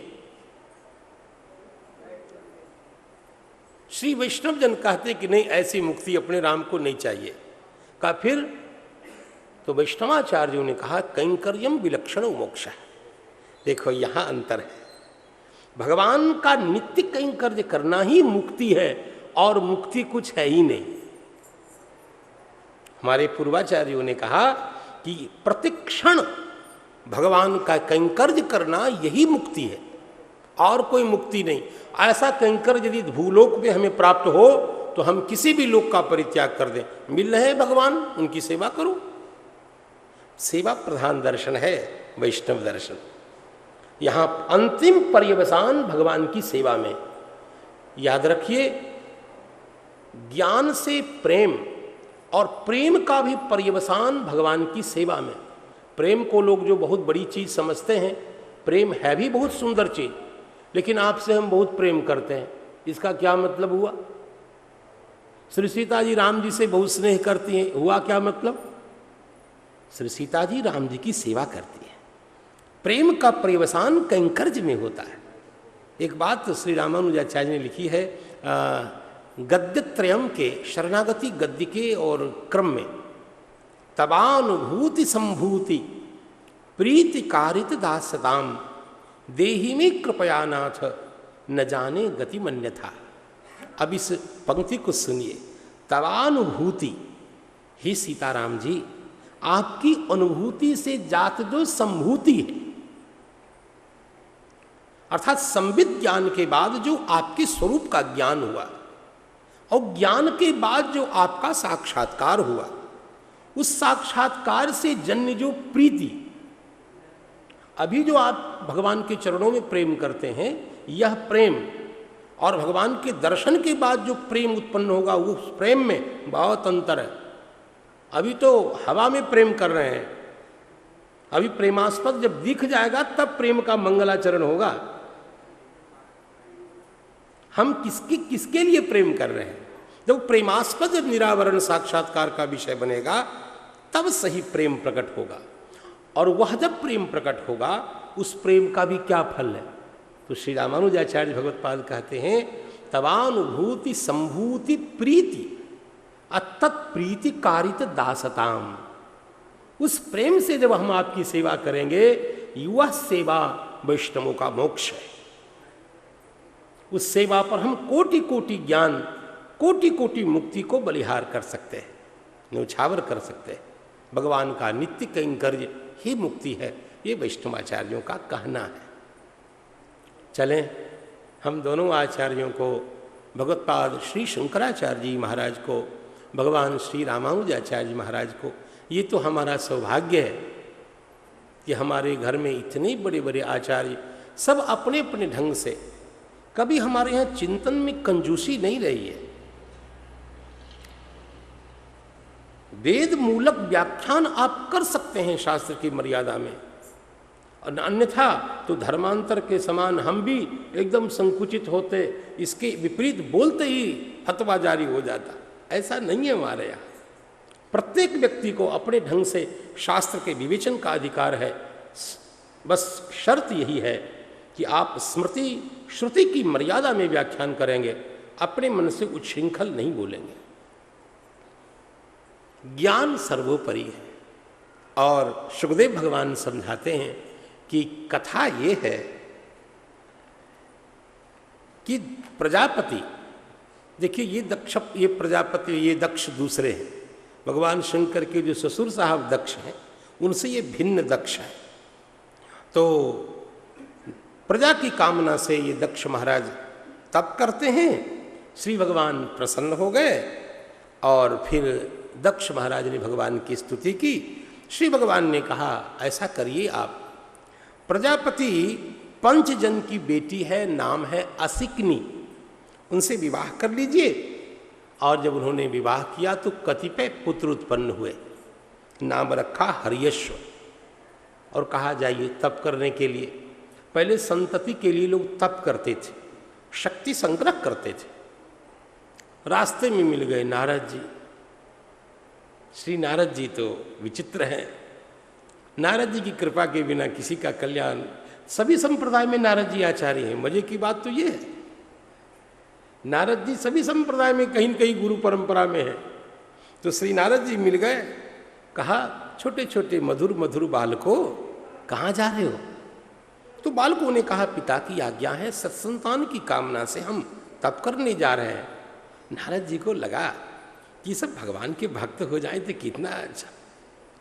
देखिए जितनी संप्रदाय का विस्तार है उसमें यही बीज है। कहा पिता बनना चाहते हो, पिता बनने की पात्रता तुम में है? कहा पिता बनने की पात्रता होती है? कहा क्यों नहीं, मैं कतिपय प्रश्न तुम्हारे सामने रखता हूं, उसका समुचित समाधान कर दोगे तो मैं मानूंगा कि तुम बाप बनने लायक हो। छोटे छोटे बच्चों ने कहा पूछिए। नारद जी ने कहा यदि तुम नहीं बता पाए और यदि मुझे बताना पड़ा उत्तर, तो तुमको मुझे मेरा चेला बनना पड़ेगा। देख लो, देखो एक भी शिष्य ऐसे नहीं बनता है, बहुत दाव पैतरेबाजी करनी पड़ती है तब कोई एक चेला पकड़ में आता है महाराज। श्री नारद जी बता रहे हैं। और नारद जी ने पूछा बालकों बताओ संपूर्ण पृथ्वी का अंत कहाँ है? एक पुरुष वाला राष्ट्र बताओ। श्री नारद जी महाराज ने कहा ऐसा छिद्र बताओ, बिल, जिसमें प्रवेश करके लोग वापस नहीं आते। अनेक रूप धारण करने वाली स्त्री कौन है? और ऐसी नदी जिसकी धारा दोनों तरफ चले, जानते हो? 25 पदार्थों से बना हुआ मकान कौन है? और चित्र विचित्र कथा कहने वाला हंस कौन है? सर्वत्र भ्रमण करने वाला चक्र आयुध कौन, चक्र कौन है? नारद जी ने पूछा। अब नन्हे नन्हे बालक क्या समाधान करते? तो नारद जी ने कहा ठीक है, सुनो उत्तर। और श्री नारद जी ने कहा परम पुरुष आदि नारायण परमात्मा में संपूर्ण पृथ्वी का पर्यवसान होता है। वेद भगवान कहते हैं यत् प्रयंती अभिशम विशंति। भगवान पूरी दुकान लगाते हैं और पूरी सृष्टि को भगवान जय सियाराम पी जाते हैं। आदि पुरुष नारायण में ही संपूर्ण सृष्टि का अवसान होता है। ब्रह्म सूत्र में एक सूत्र आया है, अत्ता चराचर ग्रहणात्। भगवान का नाम है अत्ता। अत्ता, चर और अचर सबके भक्षक होने के कारण भगवान को अत्ता कहा जाता है।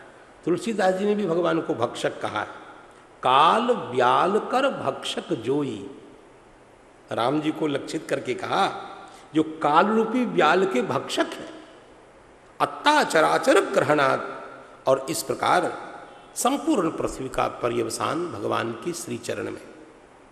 एक पुरुष वाला राष्ट्र, एक पुरुष वाला राष्ट्र कौन है? नारद जी ने कहा भगवान की त्रिपाद विभूति। वहां श्री भगवान को छोड़कर कौन परम पुरुष? कोई नहीं। वेद भगवान कहते हैं त्रिपादोर्ध्वमुदयेत् पुरुषः पादोस्सेहा भवत् पुनः। अर्थात चतुष्पाद विभूति के अंतर्गत एक पाद में ही पूरा ब्रह्मांड है और त्रिपाद तो इससे ऊर्ध्व है और उस त्रिपाद विभूति के नायक भगवान है। इसलिए श्री रामानुजाचार्य परंपरा में भगवान को दो नामों से बताते हैं, लीला विभूति के नायक और त्रिपाद विभूति के नायक। जो भगवान आदि नारायण परमात्मा हैं, परतत्व हैं, वो त्रिपाद विभूति के स्वामी हैं। और वही भगवान जब विभव अवतार धारण करते हैं श्री राम कृष्ण आदि रूपों में, तब वो लीला विभूति, इसे दो विभूति की बात करते हैं, लीला विभूति और त्रिपाद विभूति। देखो रामानुजी और रामानंदी में यहीं जाके खटपटाता है मामला। क्या खटपटाता है? तो आपको साधारण ज्ञान के लिए बोल रहा हूँ और मेरा कोई आग्रह दुराग्रह नहीं। भगवान रामानुजाचार्य महाराज की परंपरा में ईश्वर के 5 स्वरूप हैं, पर, व्यूह, विभव, अर्चावतार और अंतर्यामी। जो विभवावतार होते हैं भगवान के, पर रूप में तो भगवान वैकुंठ में विराजते हैं। और विश्वक्सेन, ये जो भगवान के जो 4 स्वरूप हैं, वासुदेव, शंकरशन, प्रद्युम्न, अनिरुद्ध आदि, ये भगवान के एक 4 स्वरूप है। वो सृष्टि के कार्य के संपादन के लिए।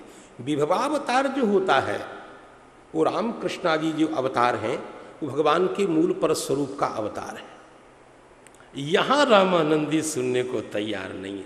रामानंदी कहते भैया हो हमारे राम जी बॉस रहेंगे और उनका आपको यदि लगता हो कि पर रूप में भगवान नारायण रहते हैं तो हमारे यहाँ पर रूप में भगवान सीताराम जी रहेंगे। ठीक है। और कहते हैं कि राम जी का ही राम रूप में अवतार होता है। ये बात ऐसे सुनने में तो बड़ी अटपटी लग रही है, लेकिन तुलसीदास जी को जब पढ़ेंगे तो आपको यही बात समझ में आएगी। तुलसीदास जी ने अपने इस रामानंदीय सिद्धांत को मनुष्यरूपादि के प्रसंग में स्पष्ट कर दिया है। अभी भगवान राम का अवतार नहीं हुआ। ठीक है। श्री मनु महाराज ने तप किया और मनु महाराज के सामने भगवान प्रकट हो गए। अभी उचित है कि भगवान नारायण प्रकट हों, क्योंकि राम जी तो अवतार लेंगे। लेकिन तुलसीदास जी ने कहा नहीं नहीं, राम जी के प्रकट होने से पहले जो मनु महाराज के सामने भगवान आए वो भगवान सीताराम जी आए। आप उस प्रसंग को पढ़िए। तुलसीदास जी ने इन प्रसंगों के माध्यम से ये सिद्ध करने की कोशिश की है कि श्री राम जी का ही राम रूप में अवतार होता है। कोई बात नहीं, प्रेम करने का सबको अधिकार है भाई, अपने भगवान को परम श्रेष्ठ बताने का सबको अधिकार है, होना चाहिए।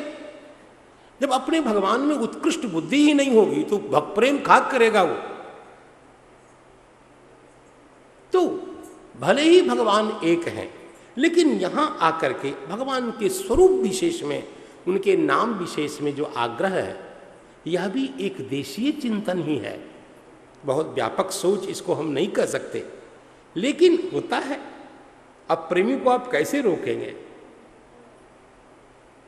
तो इतनी सी बात है। यहाँ भी जो त्रिपाद विभूति है वो भगवान, जहाँ भगवान श्रीमन नारायण महाप्रभु विराजते हैं, उस स्थान का नाम त्रिपाद विभूति है। आगे कहते हैं कि ऐसा छिद्र बिल जहाँ प्रविष्ट होने पर जीव वापस नहीं होता, वह और कोई नहीं, भगवान का धाम ही है, श्री भगवान के चरण ही हैं, जिनका निर्देश भगवान मुकुंद करते हैं गीता में कि यद गत्वा न निवर्तन्ते तद्धाम परमम मम। वेद भगवान कहते हैं अनावृत्ति सीताराम न स पुनरावर्तते न स पुनरावर्तते। और ब्रह्मसूत्रकार अंतिम में लिखते हैं अनावृत्ति शब्दात, अनावृत्ति शब्दात, शब्द प्रमाण है इसमें कि जीव, मुक्त जीव की आवृत्ति नहीं होती। ऐसे जो भगवान के श्री चरण हैं वही वह महाछिद्र है। अनेक रूप धारण करने वाली स्त्री कौन है? तो श्री नारद जी ने कहा तुम्हारी बुद्धि। कहा बुद्धि अनेक रूप धारण करती? कहाँ, बुद्धि का अपना कोई आकार है ही नहीं। जैसे पानी का अपना कोई नियत आकार नहीं होता, गिलास में रखो तो गिलास के आकार का, और लोटे में रखो तो लोटे के आकार का, वैसे बुद्धि जब विषय का चिंतन करती है तो विषयाकार हो जाती है। चूंकि विषय बहुत हैं तो अनेक विषयों के चिंतन के कारण अनेक रूप धारण करने वाली स्त्री आपकी बुद्धि की अतिरिक्त कुछ नहीं। हाँ महाराज, फिर नारद जी कहते हैं कि कौन सी नदी जिसकी धारा दोनों तरफ चले? तो यह संसार, जन्म भी, मरण भी, प्रवृत्ति भी, निवृत्ति भी। इस बात को और भी स्पष्टता से भगवान वेदव्यास जब ब्रह्म सूत्र, सीताराम योग सूत्र पर भाष्य लिखते हैं, योग भाष्य, तो उस भाष्य में उन्होंने एक जगह लिखा है चित्तम नाम उभयतो वाहिनी नदी। चित्तम नाम उभयतो वाहिनी नदी पापाय वहति पुण्याय वहति। चित्त वो नदी है, कभी पाप में प्रवृत्त हो जाती है और कभी पुण्य करने लग जाती है। कहा हाँ महाराज, 25 पदार्थों से बना हुआ मकान का ये शरीर आपका महत्तत्व, फिर उससे अहंकार, फिर पंच ज्ञानेन्द्रिय, पंच कर्मेंद्रिय, पंच तन्मात्रा, पंच महाभूत और एक मन, ये 24 सामान, एक आत्मा। 25 पदार्थों से बना हुआ मकान और कोई नहीं, आपका शरीर है। चित्र विचित्र कथा कहने वाला हंस कौन है? कहा ये शास्त्र। कल मैंने संकेत किया था, ये शास्त्र उस पदार्थ का भी साक्षात्कार कराते हैं जो प्रत्यक्ष से सिद्ध नहीं है, अनुमान से सिद्ध नहीं है, उपमान के द्वारा प्रमाणित नहीं होती जो चीज, उसकी सिद्धि शास्त्र के द्वारा होती है। प्रत्यक्ष एनानुवित्या वा यस्तुपायो न बुध्यते एतम अथवा एनम वदन्ति वेदेन तस्मात् वेदस्य वेदता। वेद का वेदत्व यही है। अच्छा, आपने पाप पुण्य देखा है? पाप होता है, कैसा होता है? लाल, पीला, मोटा, पतला। पाप पुण्य को नहीं देखा, लेकिन पाप पुण्य होते हैं। क्यों स्वीकार करते हैं आप? शास्त्र के द्वारा। यत् शब्द आहा तदस्माकम प्रमाणम, ये भगवान भाष्यकार लिखते हैं, महाभाष्यकार। शब्द जो बोलता है वही मेरा प्रमाण है। अच्छा, शब्द इतना बड़ा बलवान प्रमाण क्यों? अच्छा, भगवान की सिद्धि प्रत्यक्ष से कैसे संभव है? आंखें कभी भी परिपूर्णतम वस्तु को देख ही नहीं सकती। कोई भी इंद्रियां परिपूर्ण वस्तु का साक्षात्कार कर ही नहीं सकती। अब देखिए, इस घड़ी को मैं देख रहा हूं, इधर से देख रहा हूं, इधर वाला भाग रहा है। एकांश में ही वस्तु का साक्षात्कार इंद्रियां करवा सकती हैं। तो इंद्रियों के द्वारा व्यापक तत्व की अनुभूति नहीं हो सकती, क्योंकि अनुमान जो होता है वो प्रत्यक्ष मूलक होता है, इसलिए अनुमान भी दुर्बल है। सादृश्य मूलक जो उपमान वह भी अत्यंत दुर्बल है। तब एक बच गया शब्द प्रमाण, यही हमारा तत्व साक्षात्कार का आधार है। भगवान कोई ऐतिहासिक वस्तु नहीं है कि हम ये कह देंगे कि अमुक गांव में अमुक काल में अमुक दूरी तक भगवान रहते हैं। भगवान देश काल वस्तु से नितांत अपरिच्छिन्न है। भगवान को किसी देश में बताया नहीं जा सकता, भगवान को किसी काल तक सीमित नहीं किया जा सकता, श्री भगवान को किसी वस्तु तक परिच्छिन्न नहीं किया जा सकता। तो ऐसे भगवान का साक्षात्कार आपको कौन कराएगा? ये शास्त्र कराएंगे। शास्ति इति शास्त्रम, अर्थात जो कर्तव्य अकर्तव्य के रूप में, विधि और निषेध के रूप में हमारे जीवन की क्रियाकलापों पर अनुशासन करे, वो शास्त्र है। कौन निर्धारण करेगा कि एक चर्म जिसका स्पर्श हो जाए तो सचैलम स्नानमाचरेत, उपनयन बदलते हैं, जनेऊ बदलते हैं, एक हड्डी का स्पर्श होते ही यही लीला करनी पड़ती है, और दूसरी हड्डी भगवान के समानांतर में विराजमान होकर पूजित हो रही है शंख के रूप में। एक चर्म ऐसा है, दूसरे चर्म पे महात्मा लोग बैठते हैं। कौन निर्णय करेगा कि ये पवित्र है अपवित्र है? शास्त्र के अतिरिक्त कोई निर्णय नहीं कर सकता। इसलिए बचपन में मैंने हितोपदेश में कुछ श्लोक पढ़ा था, अनेक संशयोच्छेदी परोक्षार्थस्य दर्शकम सर्वस्य लोचनम शास्त्रम यस्य नास्त्यंध एव सह। भले ही भगवान ने आपकी आंखें बहुत सुंदर बनाई हैं, लेकिन यदि शास्त्र की रूपी दृष्टि आपके पास नहीं है तो आप अंधे हैं। परोक्ष अर्थ का भी साक्षात्कार करा देने वाला जो शास्त्र है, श्री नारद जी महाराज कहते हैं कि वही चित्र विचित्र कथा कहने वाला हंस है। चित्र विचित्र कथा कहने का तात्पर्य एक ही अर्थ को वेद भगवान भी बताते हैं, पुराण भी बताते हैं, और कालिदास की पंक्तियां भी बताते हैं। और इसलिए साहित्य के मनुष्यों ने इन्हें कांता संहितोपदेश, सुहृद संहितोपदेश और प्रभु संहितोपदेश के रूप में व्याख्यात किया। भगवान वेद चुके राजा हैं, राजाधिराज हैं, तो राजा की तरह आज्ञा आदेश करेंगे, मां हिंसात सर्वभूतानि, किसी जीव का वध मत करो, हिंसा मत करो। लगता है कोई राजा बोल रहे हैं। और उसी बात को मित्र के समान समझाते हैं पुराण। अमुक ने यह अपराध किया, उसको ये दंड मिला, अमुक ने ऐसा किया, उसको कथा उपकथा के माध्यम से, आख्यानोपाख्यान के माध्यम से पुराण की शैली में उसी बात को बताते हैं। और मूल्यभूत पदार्थ क्या है? रामादिवत प्रवर्तितव्यम न रावणादिवत। इस सकल वाङ्मय का आत्मभूत संदेश, व्यापक संदेश, इसी तत्व का प्रतिपादन करते हैं। और ठीक कह रहे हैं श्री नारद जी महाराज, ये शास्त्र हमारा है, ये हंस है। आगे सबके मस्तक पर घूमने वाला चक्र वही काल चक्र है। भैया उसी काल चक्र से बचने के लिए और श्री भगवान के चरण कमल की प्राप्ति के लिए ये कथा हो रही है। नारद जी ने उन बालकों को बना लिया चेला और कहा, देखो अब बाल बच्चों के चक्कर में मत पड़ना, विवाह हुआ ये सब बकवास है, सीधे जाओ भगवान की भक्ति करो और निवृत्ति धर्म परायण हो जाओ। तो दक्ष महाराज के इन पुत्रों को नारद जी ने वैराग्य की दीक्षा देकर निवृत्ति धर्म में लगा दिया। फिर उन्होंने कुछ पुत्र उत्पन्न किए शवलाश्व नाम के, उनको भी श्री नारद जी महाराज ने उसी प्रकार कहा, बच्चों कहाँ जा रहे हो? का बड़े भाई जिस मार्ग का अनुसरण करते उधर ही तुम भी जाओ। और उनको भी शिष्य बना करके भगवान की भक्ति में लगाया। जब दक्ष महाराज को पता लगा कि ओहो ये तो बहुत गड़बड़ करते हैं नारद जी, और दिया श्राप। क्यों दिया? देखो, पितृ ऋण से मुक्ति के लिए सत्संतान की आवश्यकता है। प्रवृत्ति मार्ग बहुत हेय नहीं है। कहा ये तो नारद जी पूरी गृहस्थी को ही चौपट कर रहे हैं, ये तो अत्यंत गलत है। वेद भगवान कहते हैं गोत्रम नो विवर्धताम।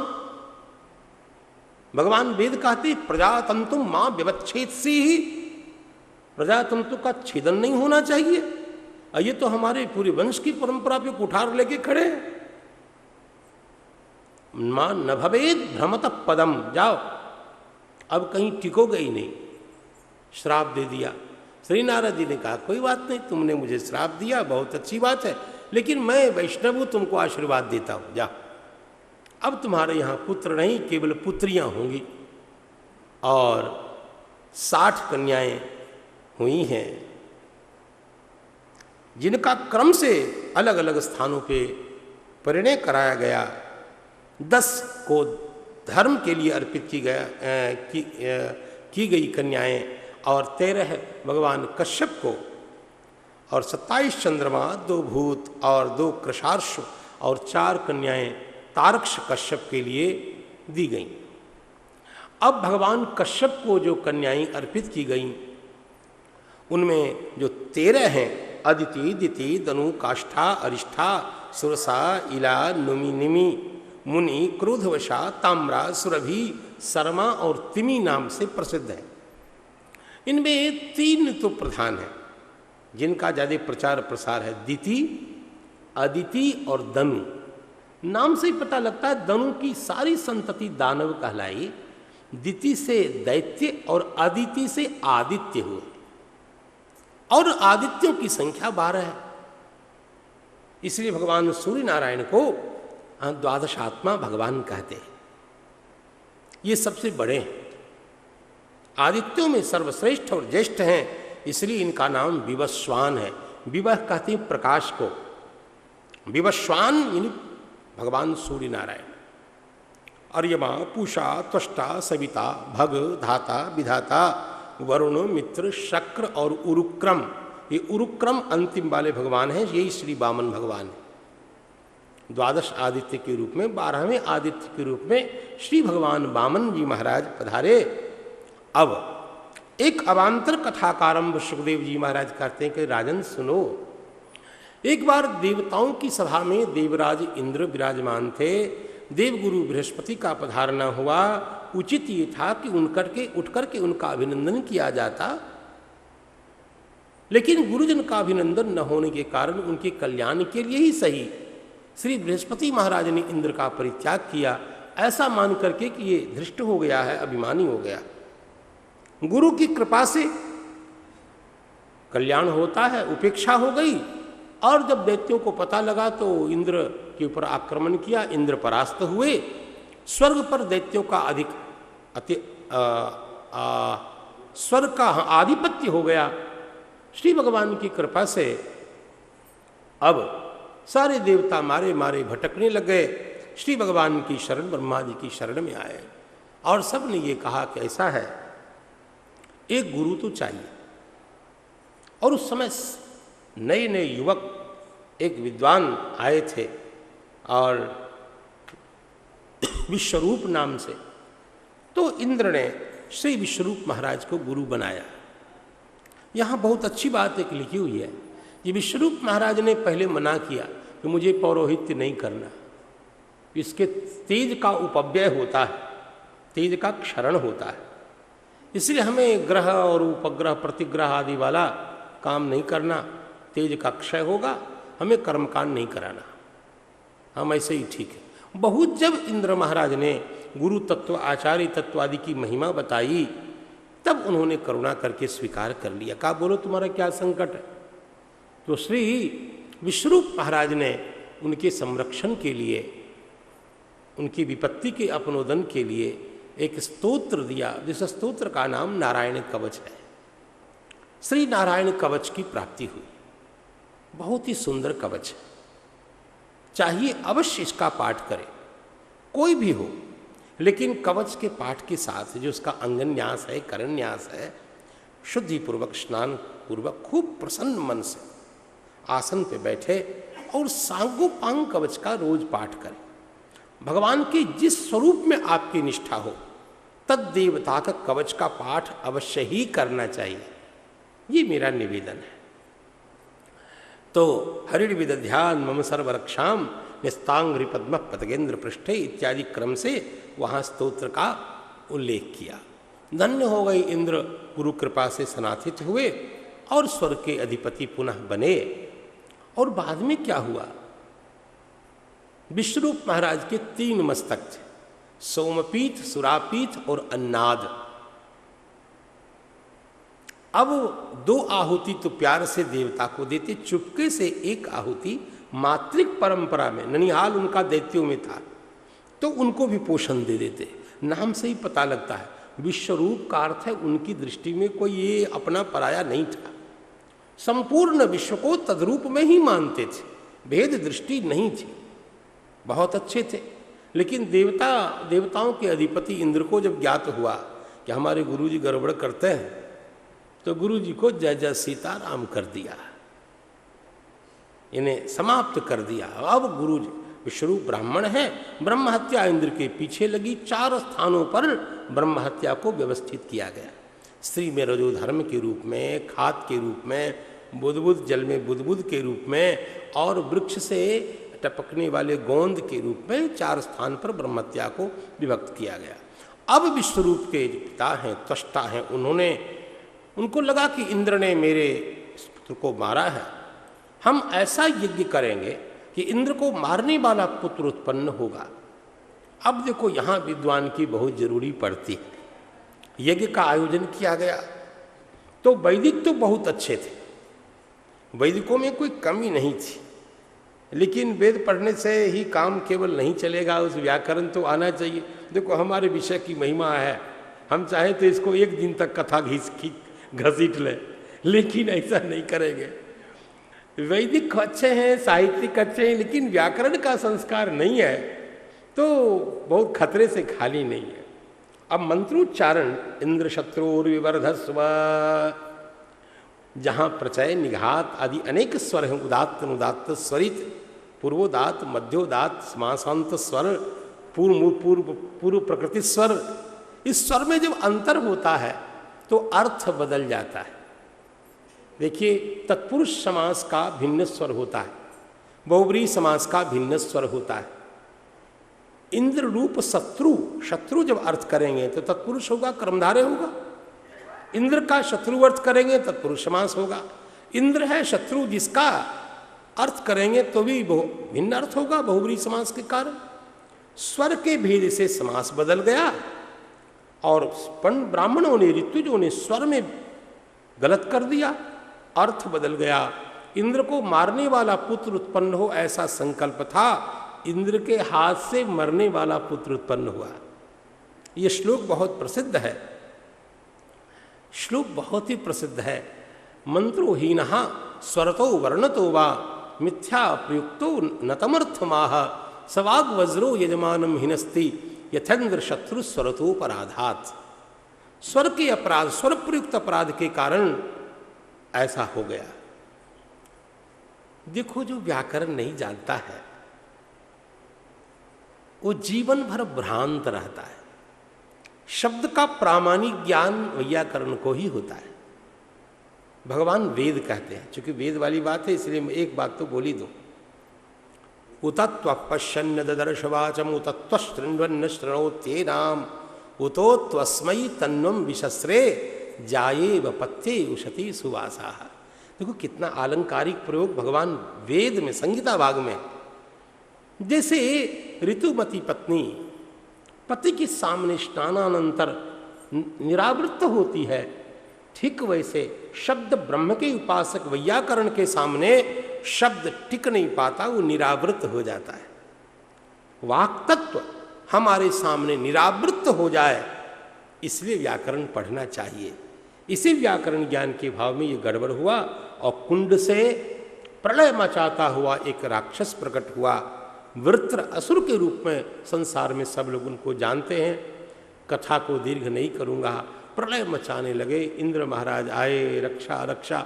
श्री भगवान ने संकेत किया, जाइए एक महात्मा से अस्थि मांग लीजिए।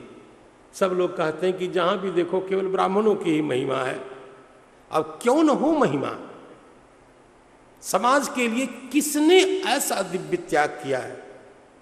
दैवी शक्ति के पोषण के लिए आपसे कोई कहे कि ऐसा है महाराज, मुझे केवल और कुछ नहीं, आपकी हड्डी चाहिए, कौन देगा? श्री दधीची महाराज की करुणा देखिए, और उन्होंने अपनी अस्थि दी, और उस अस्थि से उस समय 3 दिव्य आयुध बनाए गए। भगवान विष्णु का शार्ंग, और महादेव का पिनाक, और इंद्र महाराज का वज्र। श्री भगवान ने भी उसमें अपने तेज को सन्निविष्ट किया। वो कई चीज़ तो कथावाचकों से मैंने सीखी है महाराज। और फिर उस वज्र को लेकर इंद्र युद्ध करने आए। एक बार तो वृत्रासुर ने उपहास किया, अच्छा तुम मुझसे लड़ोगे? तुम्हारा पूरा का पूरा सियार खराब है, गुरुद्रोही तुम, और भ्रातृद्रोही तुम, और क्या क्या नहीं, सब कुछ कह दिया। जब कहने पे व्यक्ति आता है तो चुकता नहीं। और उसके बाद एक बार तो भागवत जी में लिखा है, एक बार जज सीताराम ऐरावत के साथ इंद्र को, अब इंद्र महाराज जैसे तैसे पेट को विदीर्ण करके बाहर निकले, और फिर कहा वृत्रासुर ने कि कुछ समय दो, मैं भगवान की स्तुति करना चाहता हूं, फिर वज्र का प्रक्षेप करना, मैं समाप्त हो जाऊंगा। और वो 4 जो श्लोक गाए हैं उसकी इतनी महिमा है कि कोई कथावाचक भले कितनी भी जल्दीबाजी में हो, इस श्लोक की व्याख्या वो जरूर करेगा। लेकिन बहुत सुंदर है भी श्लोक। अहम हरे तब पादैक मूल दासानुदासो भवितास्मि भूयः। हे भगवान, चूंकि एक दैत्य की स्तुति है, एक असुर की स्तुति है, और बहुत भाव से पूर्ण स्तुति है। हे हरे, मैं साक्षात आपके दास के योग्य नहीं, मैं आपकी सेवा करूं, लेकिन आपके दास के दास के दास के रूप में मेरा जन्म हो, मेरा मन आपका चिंतन करे। मनस्मरेता शुपतेर गुणांस्ते गृणीत वाक् कर्म करोतु कायः। सारी इंद्रियां आपके लिए समर्पित हो। भगवान ने कहा क्या चाहिए? नना कपिष्ठम न च सार्वभौमम। मुझे स्वर्ग नहीं चाहिए, देवताओं का आधिपत्य नहीं चाहिए, ब्रह्मपद नहीं चाहिए, वरुण कुबेर आदि बिल्कुल नहीं बनना, योगों की सिद्धि नहीं चाहिए, और मुझे यहाँ तक सबके द्वारा अभिलष्यमान मोक्ष भी नहीं चाहिए, अपुनर्भव भी नहीं चाहिए। का फिर क्या चाहिए? का विरहय्यत्वा, आपसे अलग होकर तुमको कुछ नहीं चाहिए। समंजसत्वा विरहय्य कांक्षे भगवन, केवल आप चाहिए। इसके बाद वृत्र ने भगवान से स्तुति करते हुए उनका विमल प्रेम मांगा, भगवान का विरह मांगा है। और उसमें वृत्रासुर ने कहा, हे भगवान, मैं आपके लिए उसी प्रकार व्याकुल रहूं, और दृष्टांत देकर समझाया। अजात पक्षाः इव मातरम खगाः स्तन्यम यथा वत्सतराक्षुधार्ताः प्रियं प्रियैव विशतम विषण्णा मनोरविंदाक्ष दिदृक्षते त्वाम। हे अरविंदाक्ष, हे कमल नयन परमात्मन, त्वाम दिदृक्षते मे मनः। मेरा मन आपको देखना चाहता है, अति उत्कट भाव से दर्शन की अभिलाषा मेरे मन में है। लेकिन कैसे? तो दृष्टांत के द्वारा समझाते हैं। अजात पक्षाः इव मातरम खगाः। जैसे खग, ऐसे खग जिनके पंख अभी निकले नहीं, अजात पक्ष हैं।